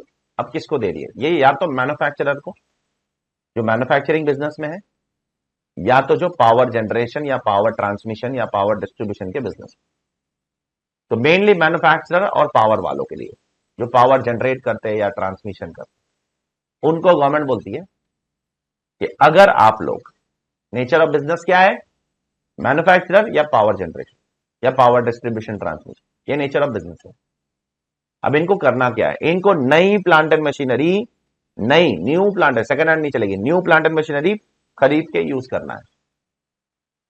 अगर ये लोग न्यू प्लांट एंड मशीनरी खरीद के यूज करेंगे तो इनको जो नॉर्मल डेप्रिसिएशन मिलता है वो तो मिलेगा ही। नॉर्मल डेप्रिसिएशन क्या है? 15% है कुछ केसेस में, कुछ केसेस में 40% भी, अलग अलग रेट है ना प्लांट एंड मशीनरी, वो तो मिलेगा ही। जैसे विंड मिल में 40 भी मिलेगा प्लस 20 एक्स्ट्रा, प्लस 20 एक्स्ट्रा, और नॉर्मल प्लांट एंड मशीनरी में 15 प्लस 20 एक्स्ट्रा। और ये हर साल मिलेगा नहीं, ये सिर्फ फर्स्ट ईयर में मिलेगा, हर साल नहीं मिलेगा, ये हर साल नहीं मिलेगा। फर्स्ट ईयर में जब जिस साल में खरीदा और यूज किया उस साल में मिलेगा। हाँ, हर साल आप नॉर्मल डेप्रिसिएशन लेते रहो, लेकिन एडिशनल से पहले साल में मिलेगा। सर मैंने नई प्लांट एंड मशीनरी खरीदी सर और 180 दिन से कम यूज की, तो आपको आधा एडिशनल डेप्रिसिएशन इस साल मिलेगा, आधा एडिशनल डेप्रिसिएशन अगले साल मिलेगा। आधा इस साल, आधा अगले साल, डोंट वरी। अच्छा वैसे मिलेगा? यस। तो आधा इस साल, आधा अगले साल, आधा मतलब 10% इस साल, 10% अगले साल। अच्छा अगर मैंने मशीनरी खरीद के पूरा 180 दिन से ज्यादा यूज कर ली तो पूरा इस साल मिलेगा, पूरा 20% इस साल। तो नेचर ऑफ बिजनेस पहले समझिए क्या है। नेचर ऑफ बिजनेस है मैन्युफैक्चरिंग या प्रोडक्शन, कुछ भी मैन्युफैक्चर करो, मैन्युफैक्चर ऑफ एनी आर्टिकल और थिंग, या पावर जनरेशन ऑफ बिजनेस, या पावर ट्रांसमिशन डिस्ट्रीब्यूशन। और खरीदना क्या है? नई प्लांट एंड मशीनरी खरीदना है, उसको यूज करना है। 180 दिन या उससे ज्यादा यूज किया, 180 डेज या उससे ज्यादा यूज किया तो पूरा 20% मिलेगा करंट ईयर में, और 180 डेज से कम यूज किया मतलब 179, 178, 177 तो आधा 10% इस साल, 10% अगले साल। 50% ऑफ एडिशनल डेप्रिसिएशन इस साल, 50% ऑफ एडिशनल डेप्रिसिएशन अगले साल। अब एक इंडस्ट्री वालों ने एक सवाल पूछा, सर मैन्युफैक्चरिंग में प्रिंटिंग भी आएगा क्या? हमारी प्रिंटिंग बिजनेस है सर, हम मैन्युफैक्चरिंग बोल सकते हैं अपने आप को? गवर्नमेंट ने बोला यस।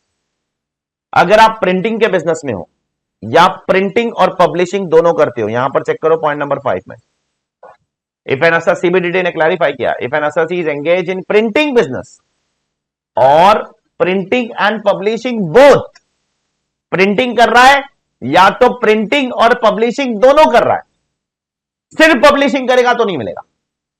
देखो एक तो काम होता है प्रिंटिंग करना, मिलेगा, प्रिंटिंग भी मैं कर रहा हूं, पब्लिशर भी मैं हूं, मिलेगा। मैं सिर्फ पब्लिशर हूं तो नहीं मिलेगा, या तो आपको सिर्फ प्रिंटिंग करना है या प्रिंटिंग के साथ पब्लिशिंग करना है तो मिलेगा एडिशनल डेप्रिसिएशन। आपको भी अगर नई प्लांट एंड मशीनरी खरीद के पुट टू यूज करोगे, यूज करना पड़ेगा, खरीद के रखने से कुछ नहीं होगा, ठीक है सर? वन टाइम बेनिफिट है ना? हाँ, हर साल नहीं मिलने वाला है, ये पहले साल में से। हर साल चाहिए तो अगले साल एक और मशीनरी खरीदो नई वाली, तो अगले साल वापस मिलेगा। तो एक मशीनरी पे एक बार, ठीक है।